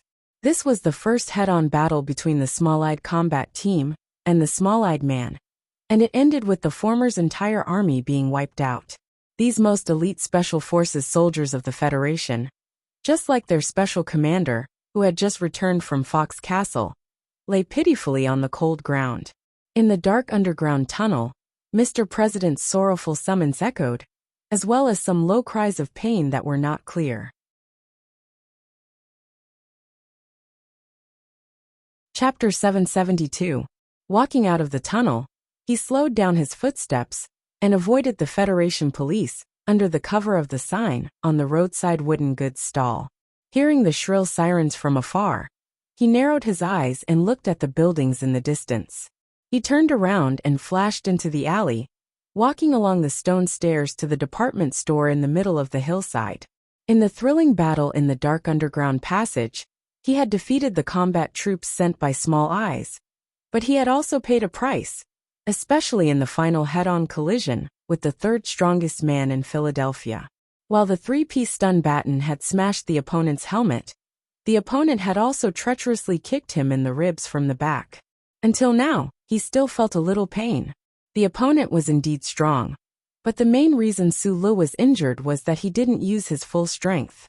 After the fierce argument with Mr. President at the official residence that night, because of some very complicated emotions, he was very reluctant to kill the Federation police, who were chasing him, unless he was forced into a desperate situation.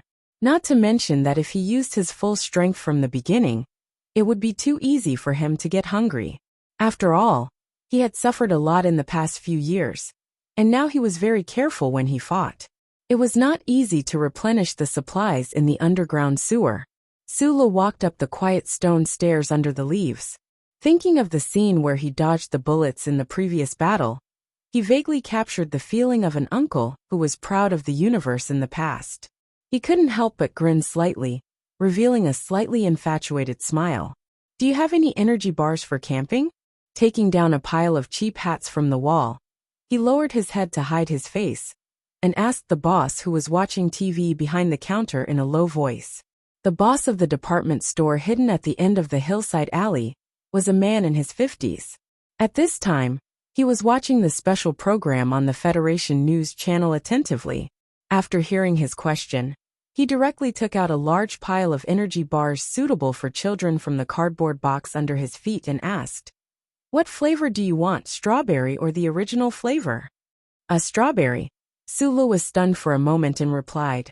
Following the boss's focused expression, he subconsciously raised his head, and his eyes fell on the TV screen hanging on the wall. In the news screen, the tanned politician still had a cold face, and was sincerely and worriedly shouting at someone. "The Federation has reached its most dangerous moment, and we need your response. In the name of the elected President of the Federation, I assure you that as long as you return to the light, you will definitely receive the most fair trial under the Federation's laws." The President of the Federation was directly calling out to an important fugitive of the Federation through a television screen.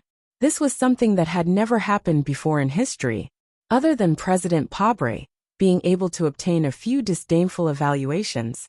The Federation government would not be able to obtain any benefits. Why would he so sincerely call out to him through the screen of light? Frowning deeply, Sula looked at the light beam. Looking at the tragic scenes in the front line flashing on the left half of the light beam, the rolling reports of failures, and the protesting crowds on the streets, he seemed to have understood something. Although he was wanted, many people of the Federation silently stood on Sulu's side. They did not need any reason, nor did they believe in the reasons given by the government. Gradually, more and more people no longer remained silent. They angrily walked onto the streets, protesting against the government's persecution of their heroes and idols. The Federation government wanted to use the ocean of people to fight a war against Sulu alone. Right now, in this ocean, at least a portion of the waves did not want to drown him, but wanted to hold his feet up. Different from George Carlin back then, Sulu was now an important figure who could influence public opinion in the Federation. Or perhaps it could be said that a heroic figure relied heavily on the deliberate propaganda of the Federation government. Naturally, it could not escape from President Pobre's appreciation and cultivation. In other words, the Federation government and President Pobre had cultivated the most troublesome enemy for themselves. Right now, in order to eliminate this enemy, they had to put in even greater effort. Sulu used a rope to string up the stack of 12 cloth hats. He put the purchased food and other supplies into the plastic bag. His slightly lowered head, however, was quickly analyzing other matters. The Federation had been preparing for a late spring offensive all this time. But in the end, they suddenly suffered such a heavy blow from the Imperial armies. Victory and defeat on the battlefield were normal, but he always felt that there was something strange about the failure on the front lines. Before leaving the Westwoods Sunset Province, the negotiations between Sulu and the Empire's underground resistance organization had come to an end. Muin returned to the Empire ahead of time. According to the route Muin had privately told him, this big shot of the Empire's underworld, who loved wearing fur coats the most, might choose Emohua planet to carry out some strategic plans that were hidden from both sides of the Empire's Federation. Did the Empire's counterattack on Emohua planet have anything to do with those people from the Underground Resistance Organization? According to the Federation's official statement of panic, that princess directly led this terrifying counterattack. However, with White Sausher's identity, why would she care about the ownership of a mere transport planet? Suli's brows were deeply furrowed. He could not figure it out no matter how much he thought about it. He vaguely guessed that there was some anger or absurdity in advance. In his mind, he asked the old man to help investigate this matter. He shook his head and lowered his head to continue organizing the goods in silence. $167.20. Thank you for your patronage. The white-haired male boss looked at the screen of the television and yawned. Sulu reached out to take out the money. Then he saw a few milk tablets and vitamin tablets in the last hat. He could not help but be stunned. These were not the goods he chose. And the price of these things was not included in the amount that the male boss said. Don't be fooled. These guys love to lie. The boss rubbed his white hair and pointed at the news screen on the wall. He narrowed his eyes and said calmly, "You have to be careful when you're outside." "Thank you." Sulu smiled. Carrying a large black plastic bag, he walked out of the department store and followed the green leaves on the stone path. Run quickly. The outside has already been surrounded. Leave through the underground passage. Don't go to the branch station. That place is definitely under the control of the black dogs of the Intelligence Bureau. What are you panicking for? The casino is surrounded, but it does not mean that it is here. This was the largest city in the Empire's Emohua planet's Cheshire County. The last base of the Underground Resistance Organization was hidden under this casino. Mr. Muin frowned. His right hand unconsciously rubbed his smooth fur. Looking at the panicked soldiers, he gave out orders in a deep voice. He comforted his companions, but his heart gradually turned cold. As the plenipotentiary of the Empire's Underground Resistance Organization, after leaving the Westwoods region and passing through the warped space tunnel of the Gary Corridor to return to the left Skystar region, Muin chose to jump back to the Emohua planet. Only on a planet that was still being fought over by the Federation and the Empire could the Underground Resistance Organization's abilities be fully displayed. Whether it was to open up a new battlefield here, or to find an opportunity to escape back to Tianjing planet, Muin needed to make use of this situation. However, he did not expect that not long after the spaceship secretly landed on the Emohua planet, the Empire's troops would suddenly go crazy and launch a fierce attack on the areas controlled by the Federal forces. The Federal forces also seemed to have gone crazy. They made a few command mistakes for no reason, causing a few large cities to be taken back by the Empire's troops one after another. This included the city he was in now. The Empire's cold black hibiscus flag mecha troops had already taken over every important place in this city. The Empire's army was continuously searching for these underground resistance organization members who should have died long ago. The people in the simple underground base quietened down, listening to the faint footsteps of the heavy mecha above their heads, the occasional gunshot, and the screams of women. The soldiers of the underground resistance organization had red eyes. They held the guns in their hands tightly and felt a dry and piercing pain in their throats. Muen frowned and looked at the backup underground escape tunnel. He did not say a word and did not give the order to retreat. Although the end of the underground tunnel looked dark and empty, he felt that there was some kind of great danger waiting for him there. "We have to go." A resistance organization officer moved closer to his ear with an anxious expression and whispered quickly, "The army has the black dog of the intelligence department as a navigation system. They can find us at any time." What helped Muen to make up his mind was a loud thud from the sturdy alloy cover above his head. It was obvious that the Empire's Wolf Fang mecha broke through the concrete shield and used its heavy mechanical arm to smash the alloy cover. "Let's go." He shook his head, tightened his black fur coat, and led the most elite members of the underground resistance organization to quickly walk into the dark underground tunnel. However, at the end of the underground tunnel, a loud noise suddenly came. A huge explosion of unknown origin spewed out strong airwaves and sharp fragments, knocking all 30 of them to the ground. Almost at the same time, the terrifying Empire's Wolf Fang mecha easily tore through the sturdy alloy cover and jumped into the underground space like a black and ugly Grim Reaper jumping out of the darkness. "Why don't you kill me? You are all experts, save your energy." The mafia boss Muen, who was tightly tied to a pillar by a high-strength plastic rope, coughed violently as he stared indifferently at the officer of the Imperial Intelligence Bureau in front of him. In front of him were the corpses of more than a dozen resistance fighters. The slightly dark blood was about to solidify in this last underground base. "I heard that you just came back from the Federation?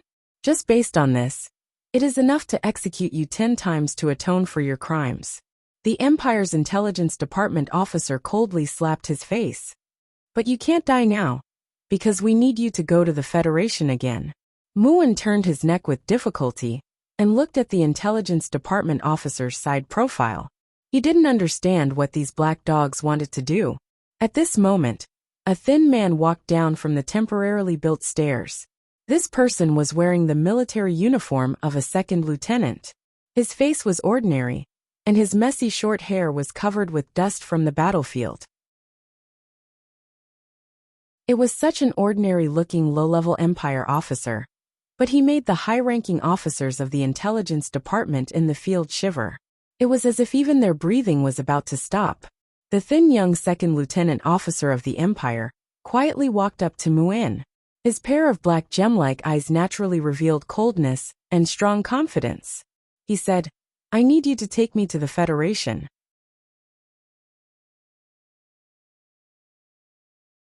Chapter 773. Muen stared at the skinny young Imperial officer through his bloodstained vision. From the man's dark eyes and the black hair under his military cap, he was sure that the man was a noble. He might even be a member of the royal family, but he did not know what his identity was. He forced himself to suppress the shock in his heart, coughed a few times and said scornfully, "Although I don't know why a master like you insist on going to the Federation to die, do you think that I will really send you there just because you want me to?" Because of the ubiquitous the glory of the Charter, it was impossible for the Empire to infiltrate the Federation with intelligence personnel. Similarly, because of the chip on the back of the Federation's neck, the citizens of the Federation could not enter the Empire's territory, except for Sulu. But now, because of the cooperation between the federal military and the Empire's underground resistance, there seemed to be some possibility of infiltration. Muen finally understood why so many of the Empire's elite troops would appear on this Emohua planet, and why the underground base of the organization would suffer from the enemy's relentless and terrifying attacks. All of this was because the Empire's royal family and military had keenly grasped that gap in the universe. Only by pretending to be a negotiation member of the underground resistance could this young noble officer enter the Federation. Muin did not even think about why the other party would take such a big risk, and directly rejected the other party's request. This was related to the long-term cooperation between the Federation and the underground resistance, and related to the end of the bloody lives of the Empire's slaves. He did not care about any threats. My name is Huaichaosher. The skinny imperial noble officer calmly looked at the blood-stained face of the underworld boss, and said slowly with her hands behind her back, "Most people call me Su Meng. I rarely make requests to people, but as long as I do, no one will reject me." Hearing the other party's identity, Muin's pupil shrank, and he tilted his head in disbelief, trying to let the blood in his eyes out so that it would not blur his vision. He stared at the dazzling princess in front of him, and after a long silence he said with a hoarse voice, "I refuse. I've said it before. No one can reject me, at least in the left heaven starfield."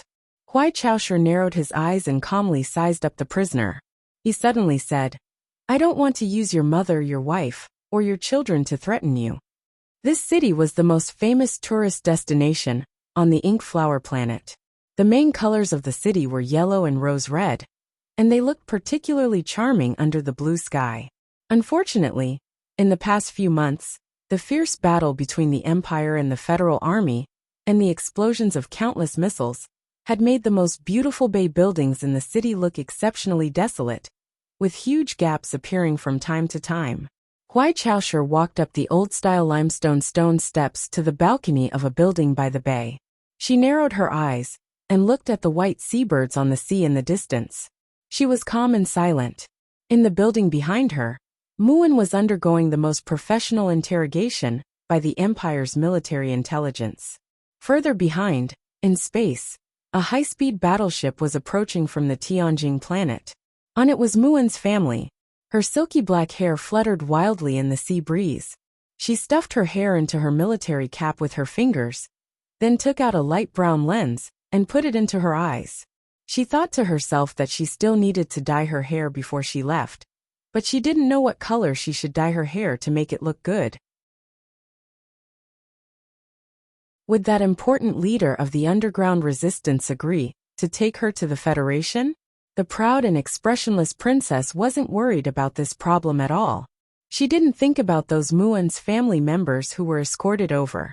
Just based on the extremely professional methods of the old experts of the intelligence department, she believed that no one in the universe could withstand it. Oh, except for that small-eyed man. Huaichaosher's eyes narrowed even more. She looked at the white beach under the white balcony and was speechless. No matter how exaggerated it was, it could only be described as delicate and pretty, but there was actually a rare hint of worry and heaviness in her eyes. The seabirds in the waves flew over, breaking through the waves and hiding behind the clouds. They landed nearby like ink dots, completely covering the white beach. Not a single grain of sand could be seen. Looking at this scene, she silently thought to herself, once you cross paths, it won't be easy to meet again. The terrorist attack on Parliament Hill, the bizarre assassination of the Federation's vice president, the continuous losses at the front lines, and the Federation's hero suddenly became a wanted criminal. Such stories played out one after another in the capital ring in the 72nd year of the constitutional calendar. It was like white clouds drifting over with cold faces and piling together to form an ink cloud that was about to break through the city. It made the citizens feel depressed, nervous, sad, and uneasy. Then someone had to come out and take responsibility. The political factions that lost in the election shouted like this. The families that didn't live too comfortably for the past 5 years pushed the puppets on the stage and shouted with cold eyes. The presidential candidates that were in the midst of an election that they were bound to lose shouted angrily at a gathering. All of the Federation citizens angrily banged their chopsticks and shouted at the white meat in their own cafeterias. Who was going to take responsibility? The Federation government or the wanted Colonel Su Lu? Different people had different opinions in their hearts. If one had to make a vague definition, the older citizens who were more willing to believe in the government and loved the glory of the Federation from the bottom of their hearts insisted that Su Lu, who had an association with the terrorist suspect, and the traitor Yufeng, who had ignored the summons of the Federation government and insisted on fleeing, causing the entire Federation society to fall into a state of disintegration, should naturally take full responsibility. However, for the youths and students who were full of hot blood and dared to parade shirtless on the streets in the cold weather of Linhai, the Federation government's persecution of war heroes and fabricating a mess of crimes was obviously to cover up the conspiracy that Colonel Su Lu hinted at in the press conference. Thus, they came up with another fucking disgusting conspiracy. If this filthy government didn't take responsibility, then who would take responsibility, and who would step down? Fierce arguments occurred on online political forums, in tea houses and bars, and even in classrooms and families. Respected professors and indignant losers in the election for president of the Federation. A middle-aged manager who had just returned from work at the white meat factory, and his son, who had just entered his first year of high school. Countless arguments erupted in every corner of the Federation society. Bad news of failure came from the front line again. More than half of the Imohua planet fell into the hands of the Empire. The federal forces seemed to be forced to give up the late spring offensive. The people in the arguments fell into silence.